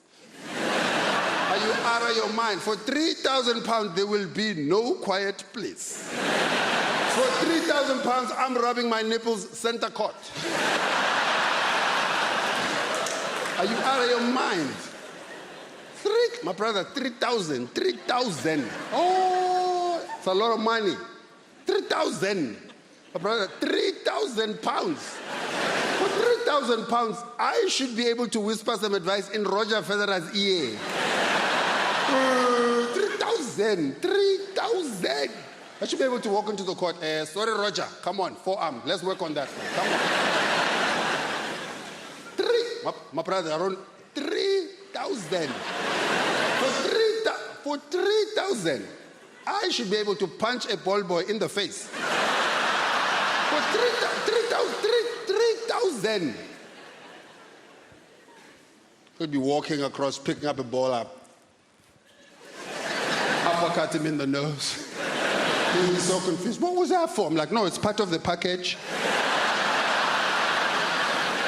If you look carefully, I can kick you in the balls.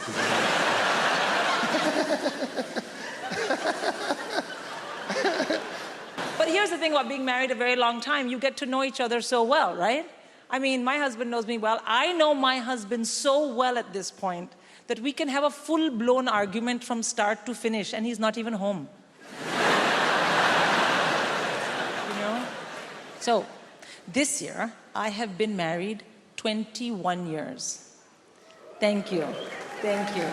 I know it looks like I could have been a child bride, which, where I'm from, totally possible. Anyway, but I wasn't a child bride. Anyway, so 21 years. And here's what I've learned in 21 years.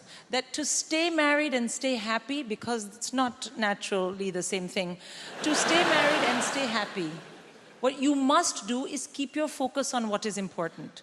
Keep your focus on what is important. Let everything else fall away. See, I'll explain.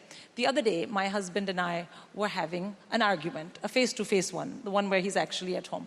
So we're having an argument, and, well, I mean, I say argument. The fact is, after 21 years, my husband and I don't really have arguments. We have throwdowns. You know, throwdown, like MMA level. Do you know what MMA is, sir? Yeah, marriage martial arts. Proper MMA. No matter what the topic, my husband and I both always bring it for everything. Because we know that after 21 years and 3 kids, nobody's fucking going anywhere. Right? We are just trying to get to the end of this somehow.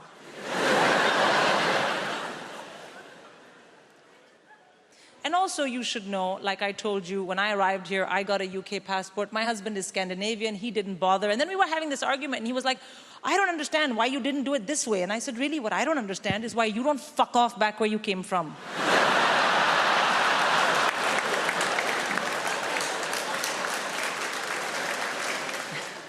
Apollo, I cannot lie to you, it felt pretty good. Oh my God, what a great phrase. I am totally on board with it now. Knock yourselves out.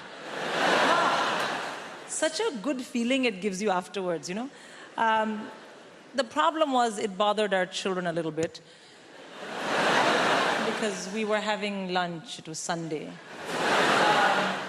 Our youngest child, she said, oh no, Mama said the F word. And I said, oh darling, you're right, I did. But you know what? When you grow up and meet the man of your dreams, so will you.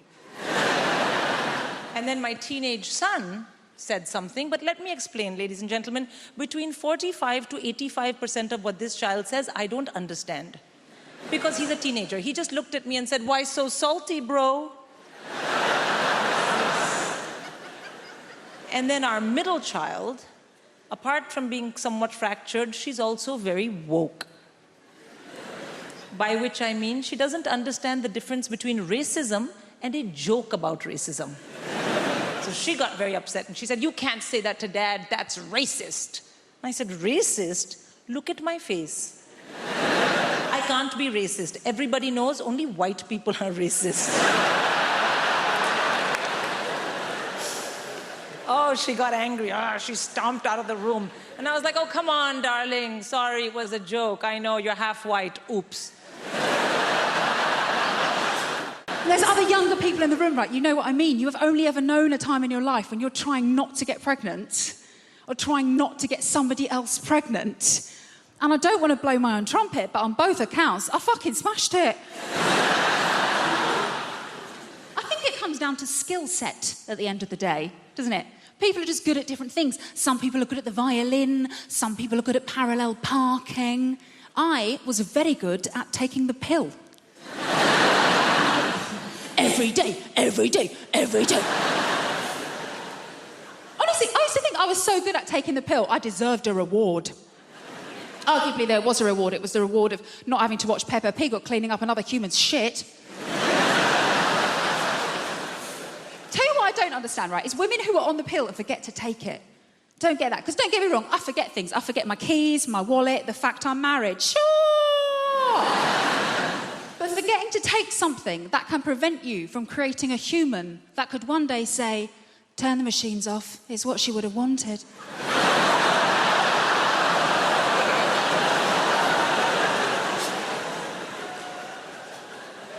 I'm going to remember that one, thank you. Obviously, it does happen, though. Women forget to take the pill, they get knocked up. Happened to a girl I used to work with, actually, when I used to work in an office, right? And we were chatting about it one day. She was so blasé. We're in the kitchen. She's just standing there rubbing her belly like, well, the thing is, I've just got really bad memory. I was thinking, that's funny, because every day without fail, you remember to steal my milk. Maybe if you'd strapped your packet of microgynon to my semi-skimmed... Stephen in accounts wouldn't be telling everyone how you trapped him. But I think the reason I was always very good at remembering to take the pill, because I've been on it for so long. I was on it since I was about 16. And the reason I started taking it was because I was going out with my first boyfriend, Kevin Sutherland. A boom, chicka, wow, wow. He was quite the catch. He had a Peugeot 106 and a tattoo of Bart Simpson, which I thought showed a great joie de vivre. And things were going very well between Kevin and I. We had matching bracelets from Argos, so you can tell how serious we were. And we'd agreed that we were going to do it for the first time, right? So I was like, right, I'll put myself on the pill because my first time is going to be really special. My first time is going to be just like in the movies. So the big day arrived, and Kevin, bless him, he made such an effort for everything to be really perfect. Like, he paid his little brother to leave the room.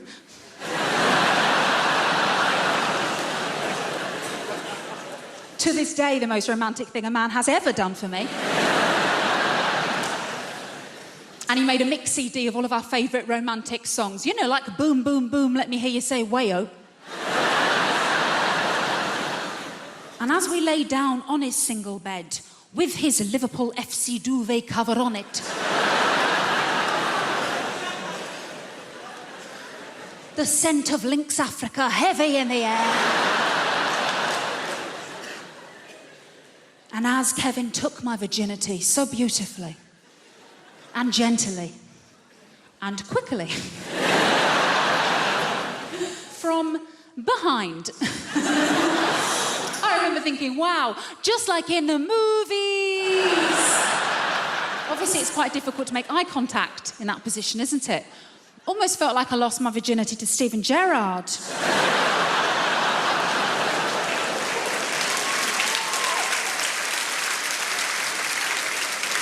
I'll never walk alone. I never will. It's lovely to be here. I've come all the way from Brighton. Just in case you're wondering what this haircut is about. Might be a new face for some of you people. Don't panic. The BBC invited me here because they needed a beige lesbian. So I'm just here to tick some boxes. Not your box, madam. Just a metaphorical box. I'm half Spanish, that's what's happening there. I've got a Spanish mum, and she lives here in the UK. It's all very legal. She's lived longer in the UK than she's ever lived in Spain, but the brilliant thing about my mum is that she's never lost her accent. She's doing very, very good. Lost words she cannot pronounce. Lost words she cannot pronounce, huh? My favourite word that my mum's never been able to pronounce is my brother's name. It's not even a difficult name, his name's Stephen. I don't know if you've noticed this, Spanish people, any word that begins with the letter S, they struggle, right?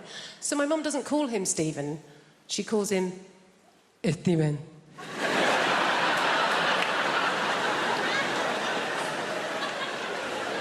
What's his name, Mum? Steven. Is it? Isn't it just Stephen?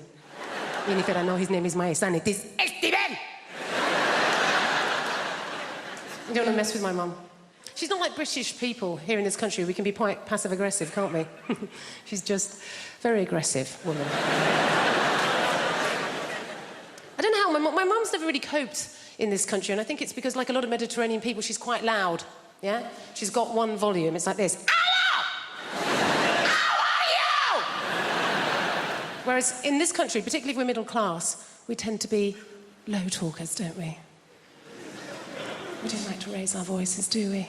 Why? Because we've got money.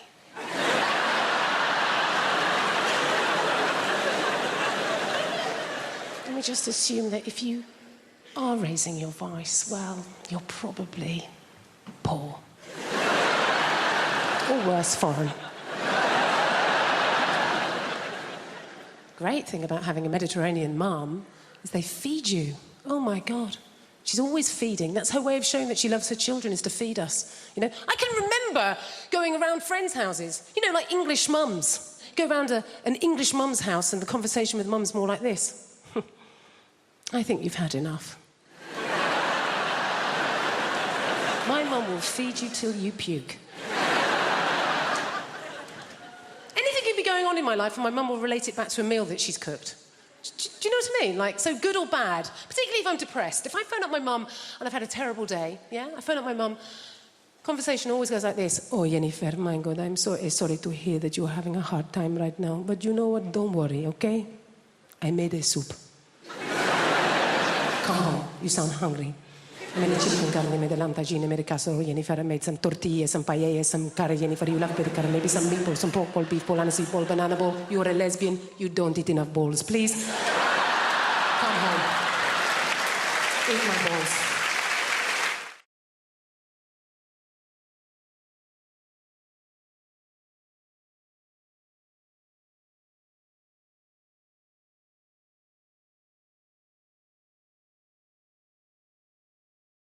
I'm going to make a concerted effort to be positive and happy, because that's what people like, apparently.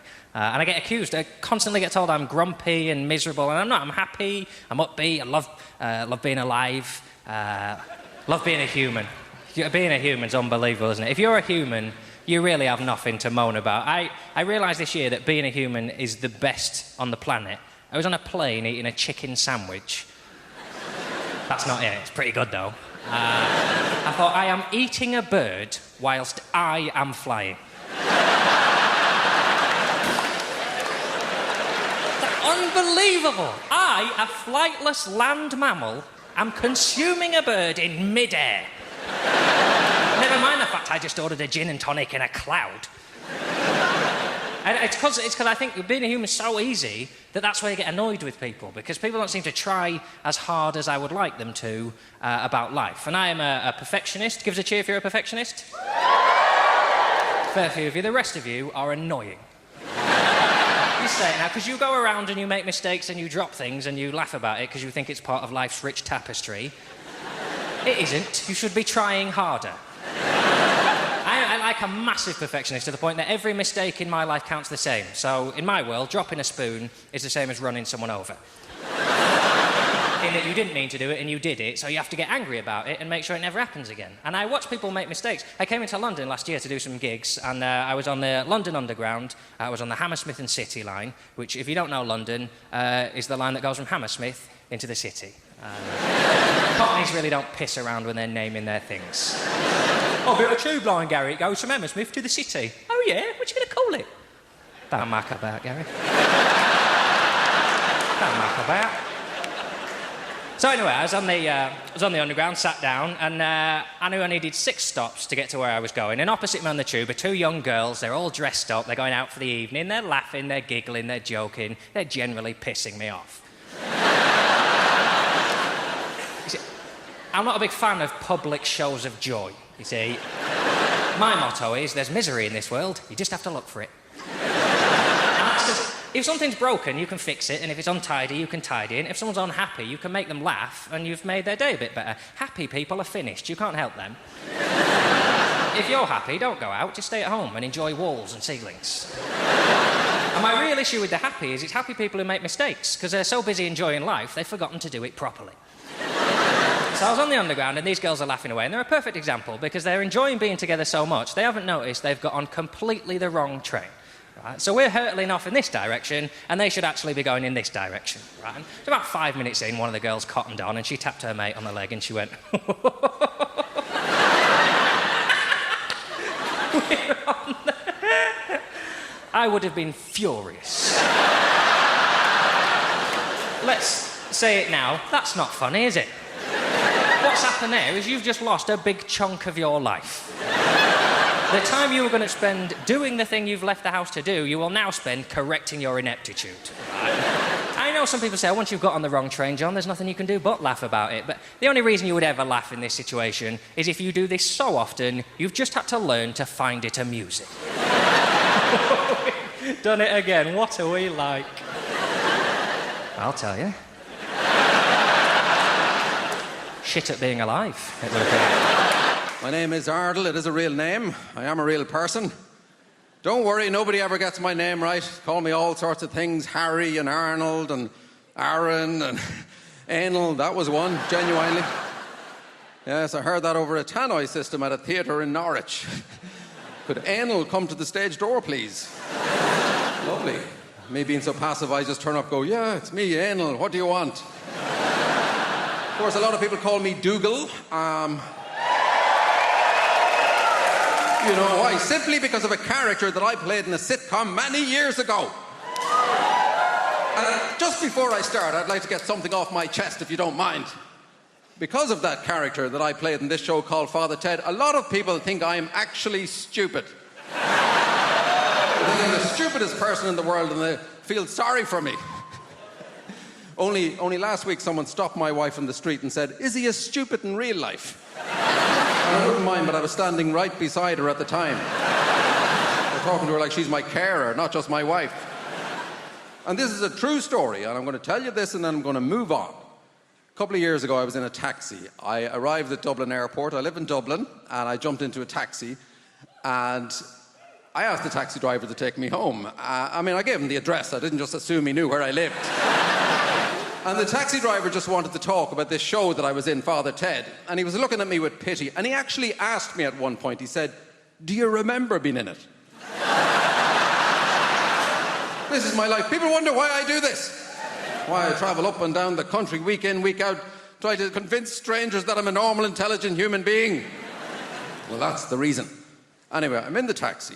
And I'm trying to change the subject to anything at all, sport or politics, and I'm trying to impress the taxi driver with my knowledge, and I'm using big words to impress him, like utensil and testosterone. And we were getting on fine. We were about 20 minutes into the journey. This is absolutely true. I suddenly remembered that I have a car. Some of you are ahead of me. And 3 days previously, I parked my car at the airport car park. And I just couldn't tell him. I couldn't bring myself to tell him. I know how the world works. One little slip up, you'd never be allowed to forget it. Oh, sorry, could you turn around? I'm such a big fool. No. I know he'd be telling everyone, oh, you'd never believe who I had in the car, that feckin' Egypt from Father Ted. So I let the driver take me all the way home. And as soon as he was out of sight, I called another taxi and I went back to the airport. But we've moved now. We've moved to a place called Pinner. We only moved to Pinner because the estate agent said to us, he said, oh, Pinner is a lovely part of West London. West London. We get Welsh telly.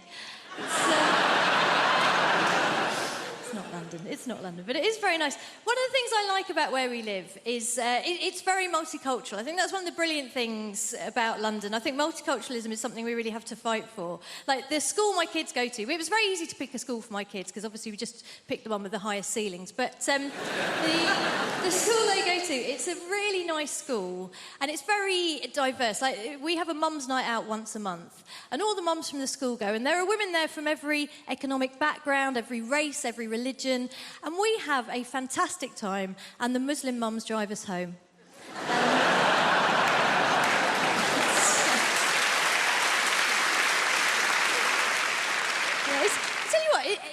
nice. I had an incident the other day, though. I was walking down the street near where I live, and it was one of those sunny days, one of those days that remind some van drivers that women have breasts. You know, one of those. And I was walking down the street, and there was a van drove up and slowed down, and two guys leaned out of the van, and they were in classic kind of leching position. And I knew they weren't going to be looking at me because I am 44 years old. And in fact, my older friends, when I was turning 40, they said, oh, being over 40, it makes you invisible, right? And I have found, yes, that is true, but the brilliant thing is it mostly makes you invisible to dickheads. So it's not really a problem, it's a superpower, if anything. So I'm walking down the street, these two guys are leaning out of this van, and I see they're leching, but they're looking past me at a younger woman, a woman in her 20s, who is walking alongside me. And these guys do the classic thing. They lean out of the van and they gave this woman a very detailed appraisal of her anatomy. You know, they covered all the main areas in bullet-pointed form, very thorough. And then they went on to suggest what I can only describe as a smorgasbord of activities they felt they would enjoy indulging in with her were they not under pressure of time to get to the next plumbing job. So they did all this and they drove off. And naturally, I turned to this woman and I said, oh my gosh, are you okay? That was horrific. And she said, no, I'm fine. It happens all the time. And I thought, yeah, it does when you're in your 20s, doesn't it? And we were chatting about how silly it was as we walked down the street. And then we got further down the road and the traffic had slowed down and this van had come to a stop. And I think a few years ago I would have just left it, said nothing. But this year I thought, do you know what? If I'm going to be invisible, you know who else is invisible? Ninjas. I'm going to be a bloody middle-aged ninja. I'm going to strike, right? So I went up to the van and I just leaned in and I said, oh, hi, guys. Listen, sorry to bother you. I just wanted to say thank you so much for what you did back there because my son here has been undergoing a very difficult gender reassignment.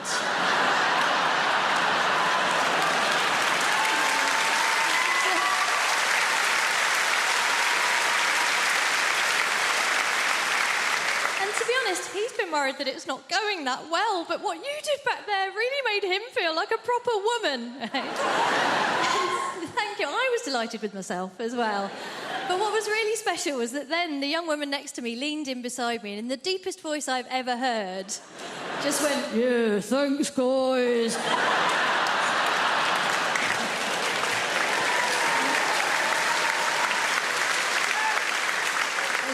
It was a beautiful moment. Obviously, it wasn't perfect. The only thing that could have made it perfect would have been if the guys in the van had said, actually, if your child is undergoing a gender reassignment, it's incredibly insensitive of you still to be referring to her using the male pronoun. They didn't do that. They just called us slags. We spent 10 years looking for bin Laden. We scoured 27 countries looking for bin Laden. We spent $2 billion looking for bin Laden. Where do we find him? In his house!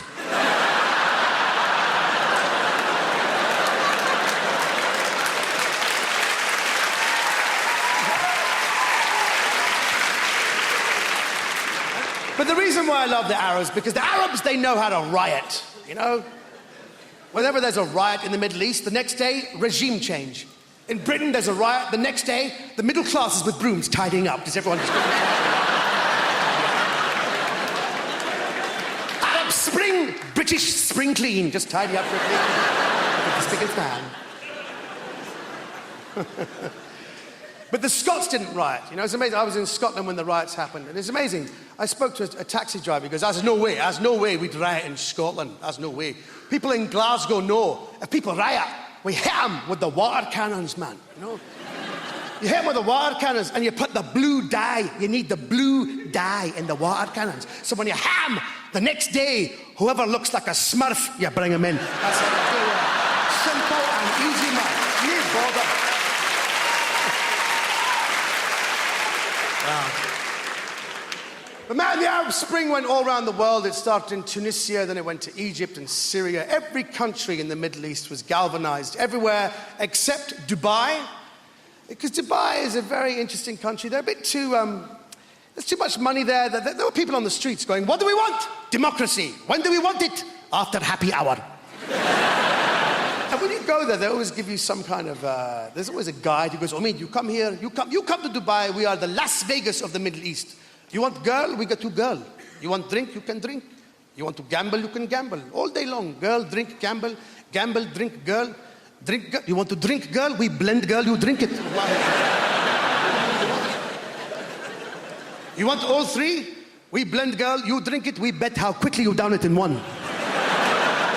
I said, actually, no, I'm not into that all that. I'm actually quite hungry. He goes, oh, what do you want, my friend? Anything you want? I said, quite fancy a bacon sandwich. He went, pork? What do you think we are, infidels? This is a Muslim country. Now kindly drink your woman and leave.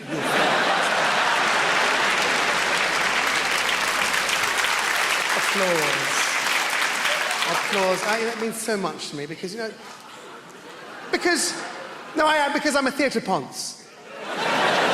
Deep down, I'm very uncomfortable with all this. I have to say, look, you're all here. I'm just one man in this big thing trying to make 3,600 people laugh. I'm very uncomfortable with this.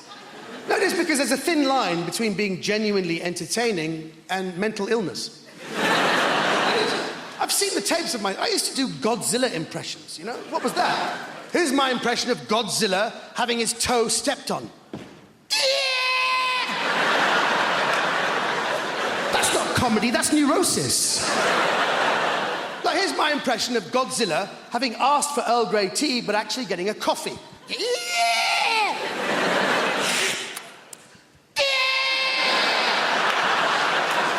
That's not comedy, that's because my father didn't love me. I'll do one more. Here's Godzilla having voted Liberal Democrat but realising how much influence Nick Clegg actually has. Thank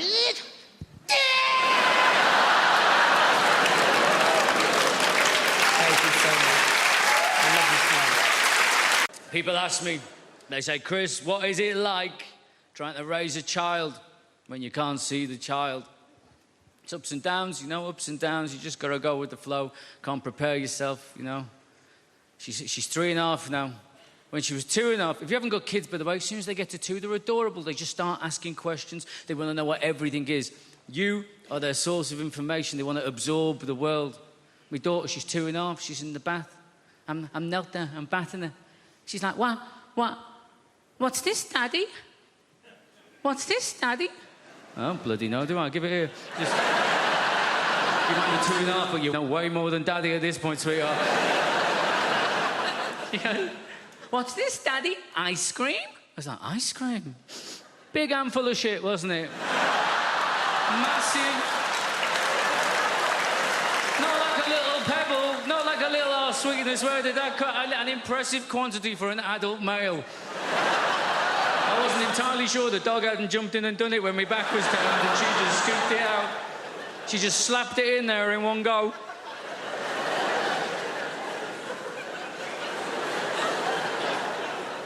It threw me. I didn't...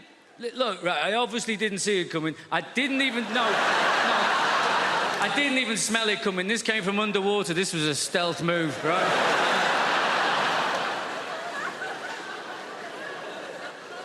And I'm not entirely sure exactly what happened. You know, I've narrowed it down to 2 options, I think. I've given it some thought. I mean, she was 2.5. Let's give her the benefit of the doubt. She deserves the benefit of the doubt, doesn't she? Option 1, benefit of the doubt. This is what happened. She sat in the bath in the warm water. Yeah? She farts. She shits herself.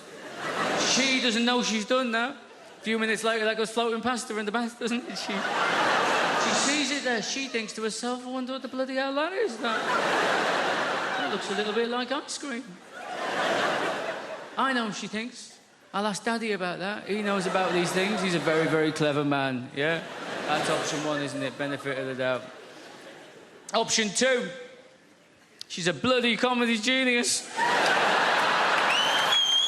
She's sat there in the bath. She's got Mr. Penguin up here on the wall. She's got, hey, Mr. Penguin, Mr. Penguin. Get on this now. This is going to be brilliant. This is going to be amazing. Watch his face now. Watch his face. Watch. Keep looking. Keep looking. What am I going to do? Not only am I going to do a shit and put it in his hand, I bet you I can make him sniff it.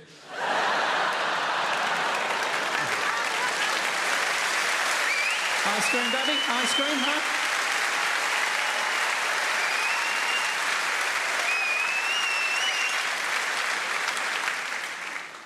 We were very lucky with my daughter.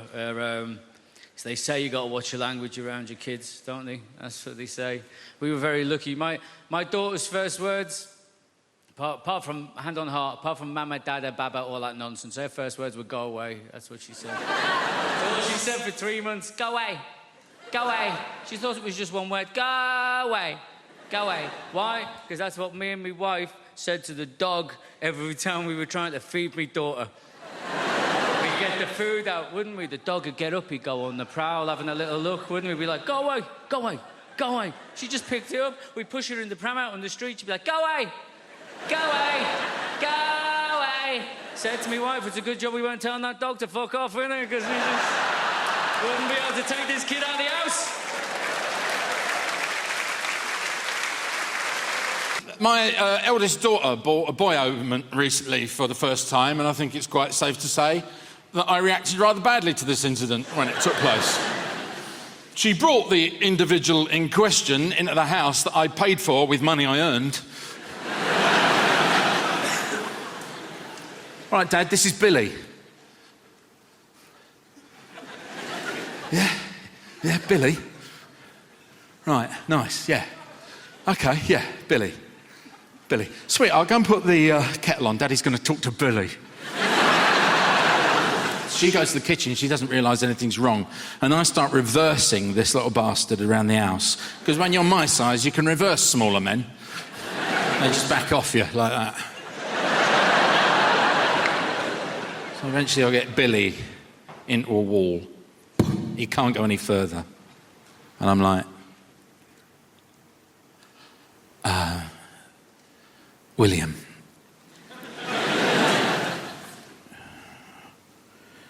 If you as much as touch her, I will cut you. At which point, young Billy started crying. But that is 6-year-olds for you, because they can't really, you know?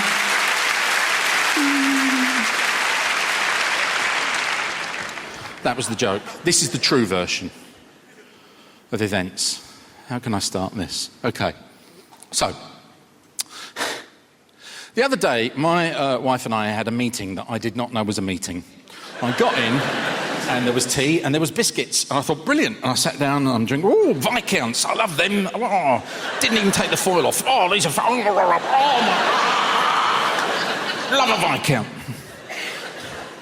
And she goes, yeah, we've got to have a chat about Emily. I'm like, yeah, all right, yeah, what's going on? She goes, yeah, she's having a sleepover on Friday. And I should have pointed out earlier that this is just after my daughter turned 16. That's a very important number to bear in mind. She said, yeah, Emily's having a sleepover on Friday. I went, all right, do you want me to buy pizzas? No. Because there's only one person coming. Oh, right. Right, shall I just buy one pizza? Stop talking about pizza.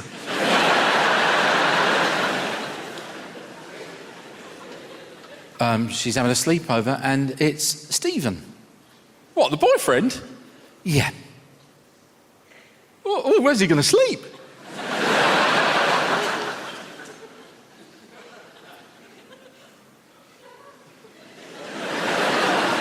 In Emily's room. Where's she going to sleep? I've got the memory of an elephant. I remember one time I went to the zoo and saw an elephant.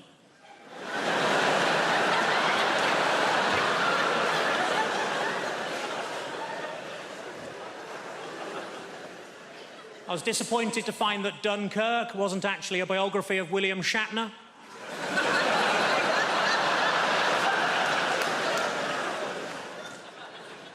I accidentally kicked my dog earlier and it bit me on the bollocks. My mate said it's karma. I said, no, if anything, it's even more angry.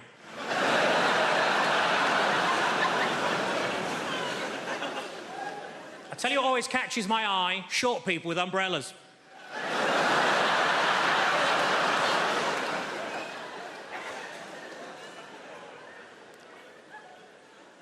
I put on a lot of weight, so I rang up Weight Watchers. I said, it's an emergency, can you send somebody round? And they said, yes, we can, we got loads of them.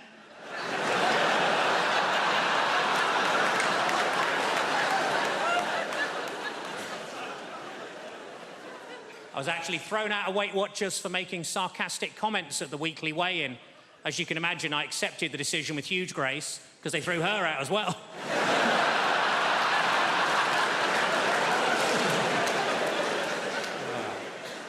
I was watching TV, the announcer said there's a documentary about the clitoris on the red button, but I couldn't find it.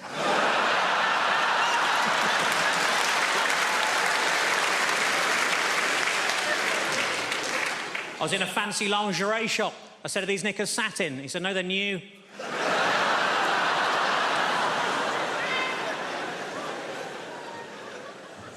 I didn't know what to get my little niece for Christmas, so I asked my sister what she's into.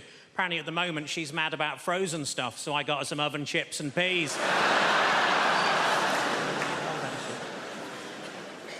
It's been a tough week. I got myself a memory foam mattress, and now it's trying to blackmail me.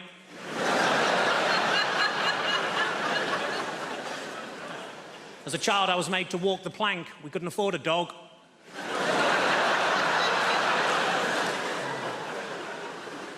I went on a positive thinking course. It was shit. You would be. And it was half empty. The area in a Nando's between the front and back door is called the peri-perineum.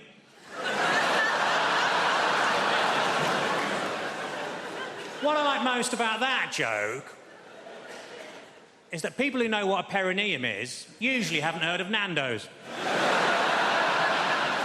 Ironically, there's only a very small overlap between the two. The doctor told me to lose some weight. I said, how? He said, don't eat anything fatty. I said, what, pies, chips, that sort of thing? He said, no, just don't eat anything fatty.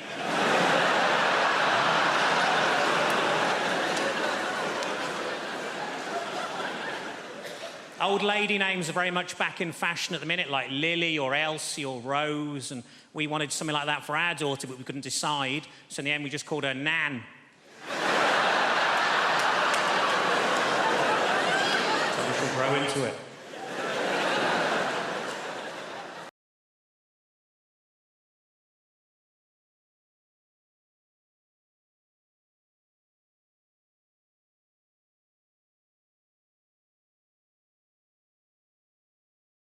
Do you know, my favourite food is canapés. Oh, I love canapés. Canapés is the French word for hors d'oeuvres. Love canapés. But the only problem with canapés is you only get them at parties, right? And they're almost counterproductive to the party atmosphere. Because the whole idea of a party is you're supposed to be mingling and meeting people. Hello, how are you? But you can't concentrate if there's canapés in the room. Those silver trays of treats being taken around.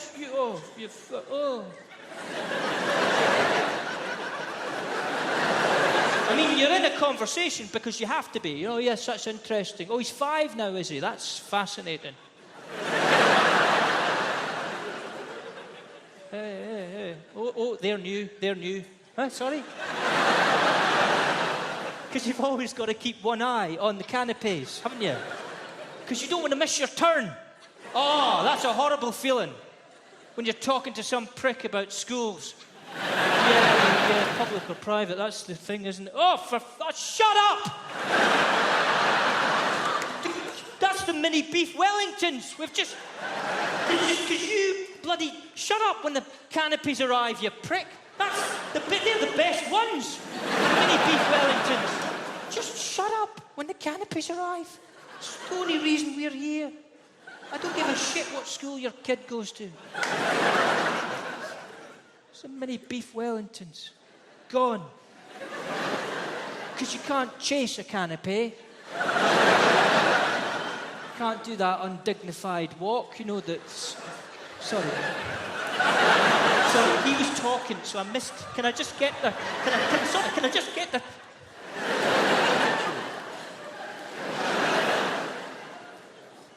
The other thing with canapés is, and you know this, you've always got to act surprised when they come.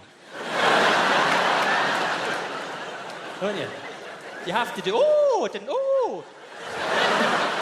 Because that's the rules. You can't wait for canapés. You can't just stand there at a party like that. You can't.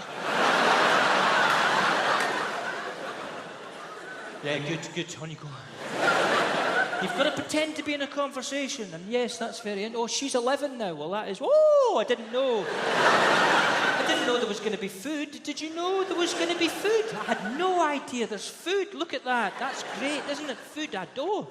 What a lovely surprise. You're not surprised. You've been tracking the bloody thing for 20 minutes. You know every stop it's made. You know how many have been taken. You've been making the mental calculations in your head, right? Oh, that's right. OK, we should be all right with the sausage rolls. They've just come out. I'm not so sure about the vol au vents and the quiche. This guy's been really greedy, this guy. Stop. Honestly, I bet he better not eat too many of those quiche. And then we've obviously missed the mini beef Wellingtons, because you know. But we're going to be all right with the ham and the cheese, and here they come now. So anyway, school. Oh! I didn't know there was going to be food.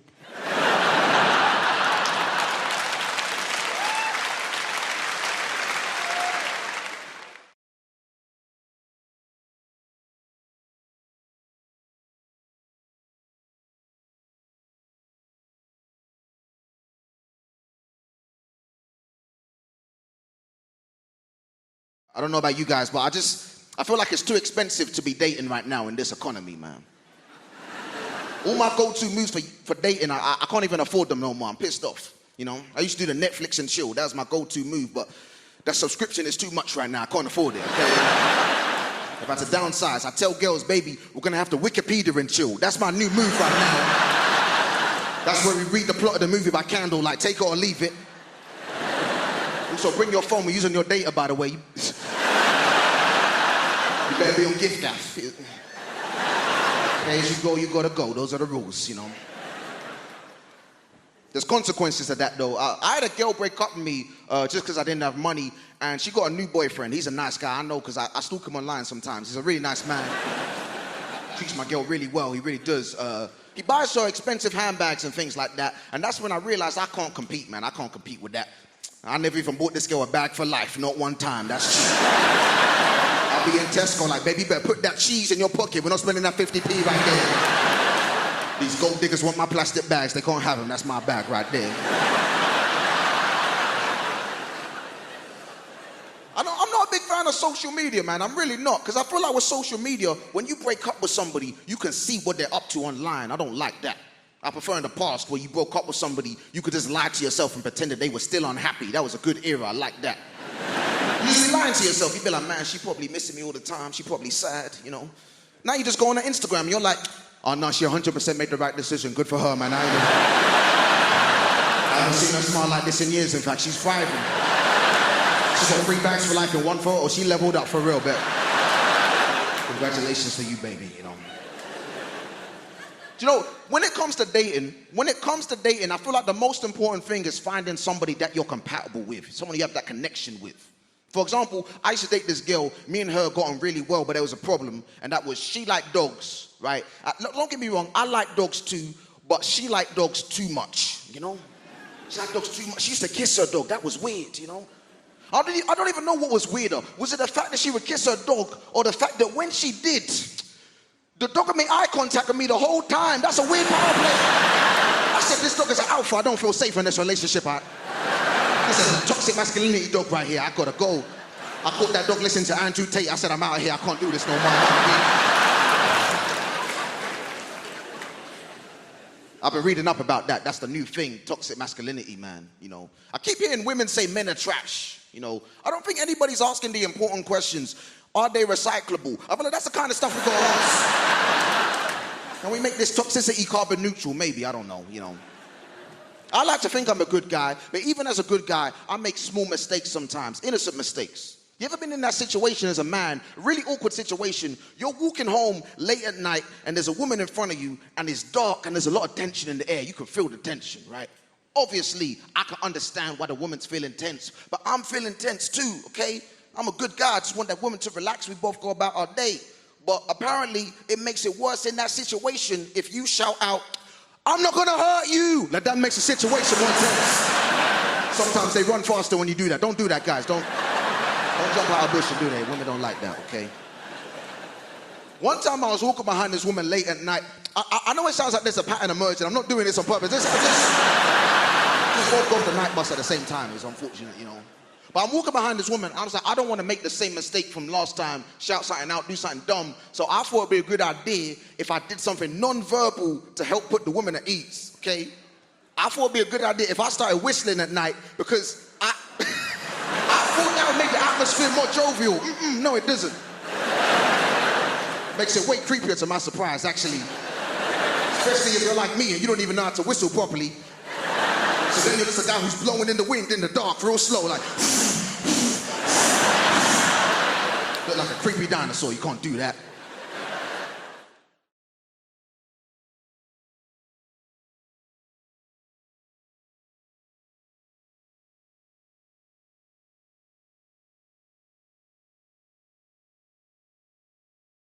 I'm the sort of person who'll spend their wages like their winnings. You know what I mean? Get all excited.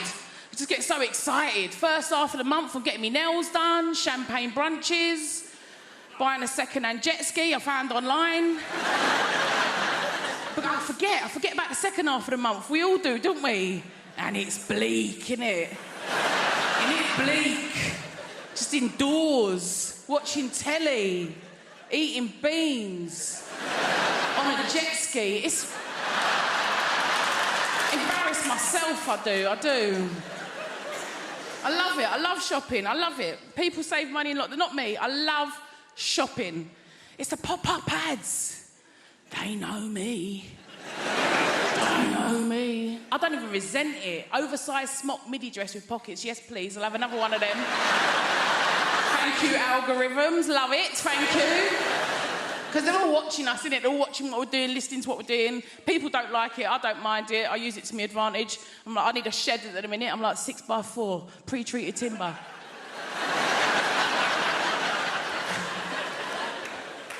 Works every time. But people get paranoid. Don't we like to get paranoid? Like my mum, paranoid. My mum is paranoid. She won't have a smartphone, not a computer in her house, nothing. She's like, they're watching.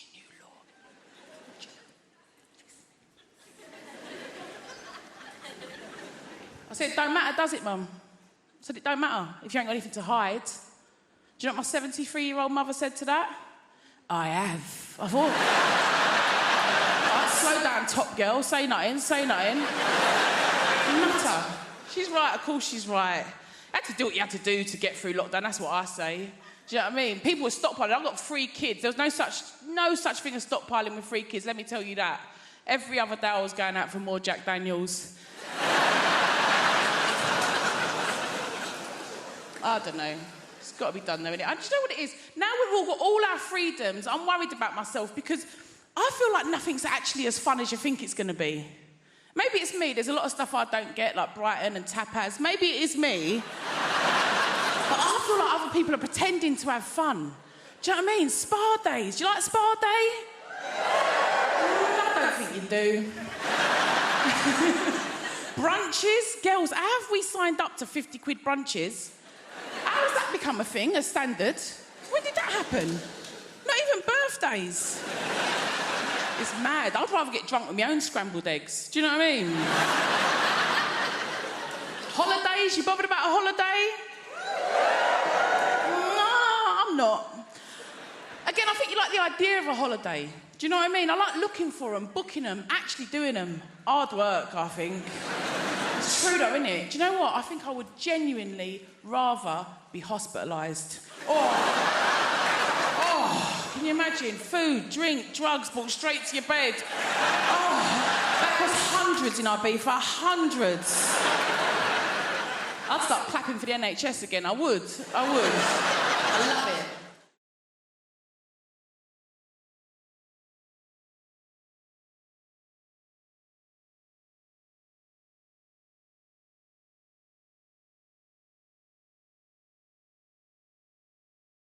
But we've moved now. We've moved to a place called Pinner. We only moved to Pinner because the estate agent said to us, he said, oh, Pinner is a lovely part of West London. Right? West London. We get Welsh telly. It's not London. It's not London, but it is very nice. One of the things I like about where we live is it's very multicultural. I think that's one of the brilliant things about London. I think multiculturalism is something we really have to fight for. Like the school my kids go to, it was very easy to pick a school for my kids because obviously we just picked the one with the highest ceilings. But the school they go to, it's a really nice school and it's very diverse. Like we have a mum's night out once a month and all the mums from the school go and there are women there from every economic background, every race, every religion, and we have a fantastic time and the Muslim mums drive us home.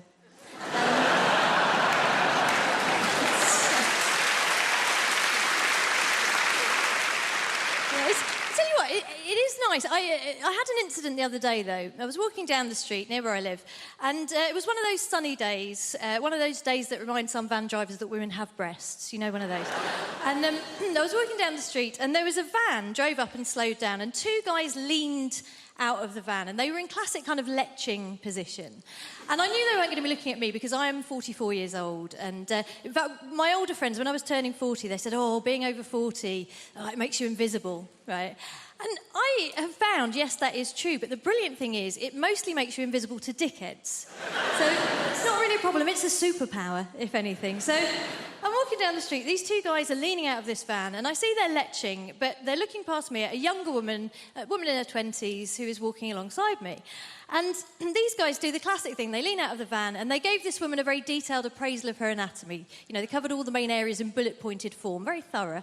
And then they went on to suggest what I can only describe as a smorgasbord of activities they felt they would enjoy indulging in with her were they not under pressure of time to get to the next plumbing job.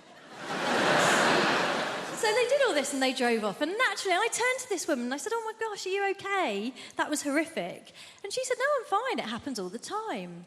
And I thought, yeah, it does when you're in your 20s, doesn't it? And we were chatting about how silly it was as we walked down the street. And then we got further down the road and the traffic had slowed down and this van had come to a stop.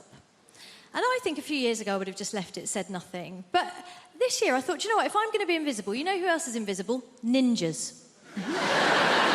I am going to be a bloody middle-aged ninja. I'm going to strike, right? So I went up to the van and I just leaned in and I said, oh, hi, guys. Listen, sorry to bother you.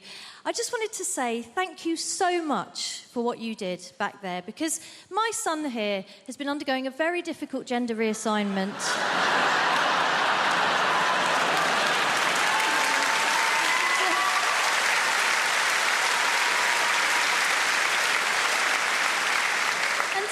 He's been worried that it's not going that well, but what you did back there really made him feel like a proper woman. Thank you. I was delighted with myself as well. But what was really special was that then the young woman next to me leaned in beside me and in the deepest voice I've ever heard, just went, yeah, thanks, guys.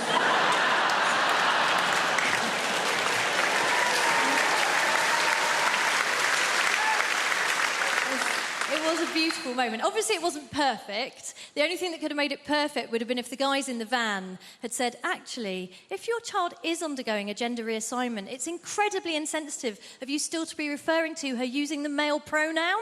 They didn't do that. They just called us slags.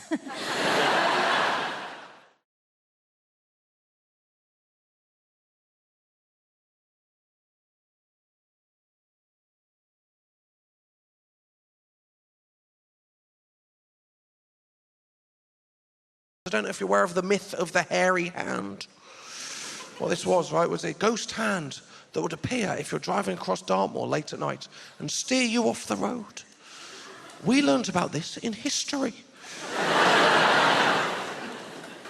Grew up in the middle of nowhere. To give you an idea, right, I don't know how many kids you had in your year at primary school. I had, in my year at primary school, 4 children. There was a 5-a-side football tournament. We weren't allowed to enter. We genuinely, this is not a lie. Remember, it might have just been the teacher going, oh, sod this, I'm off for a fag, here's Steve, right, enjoy yourselves.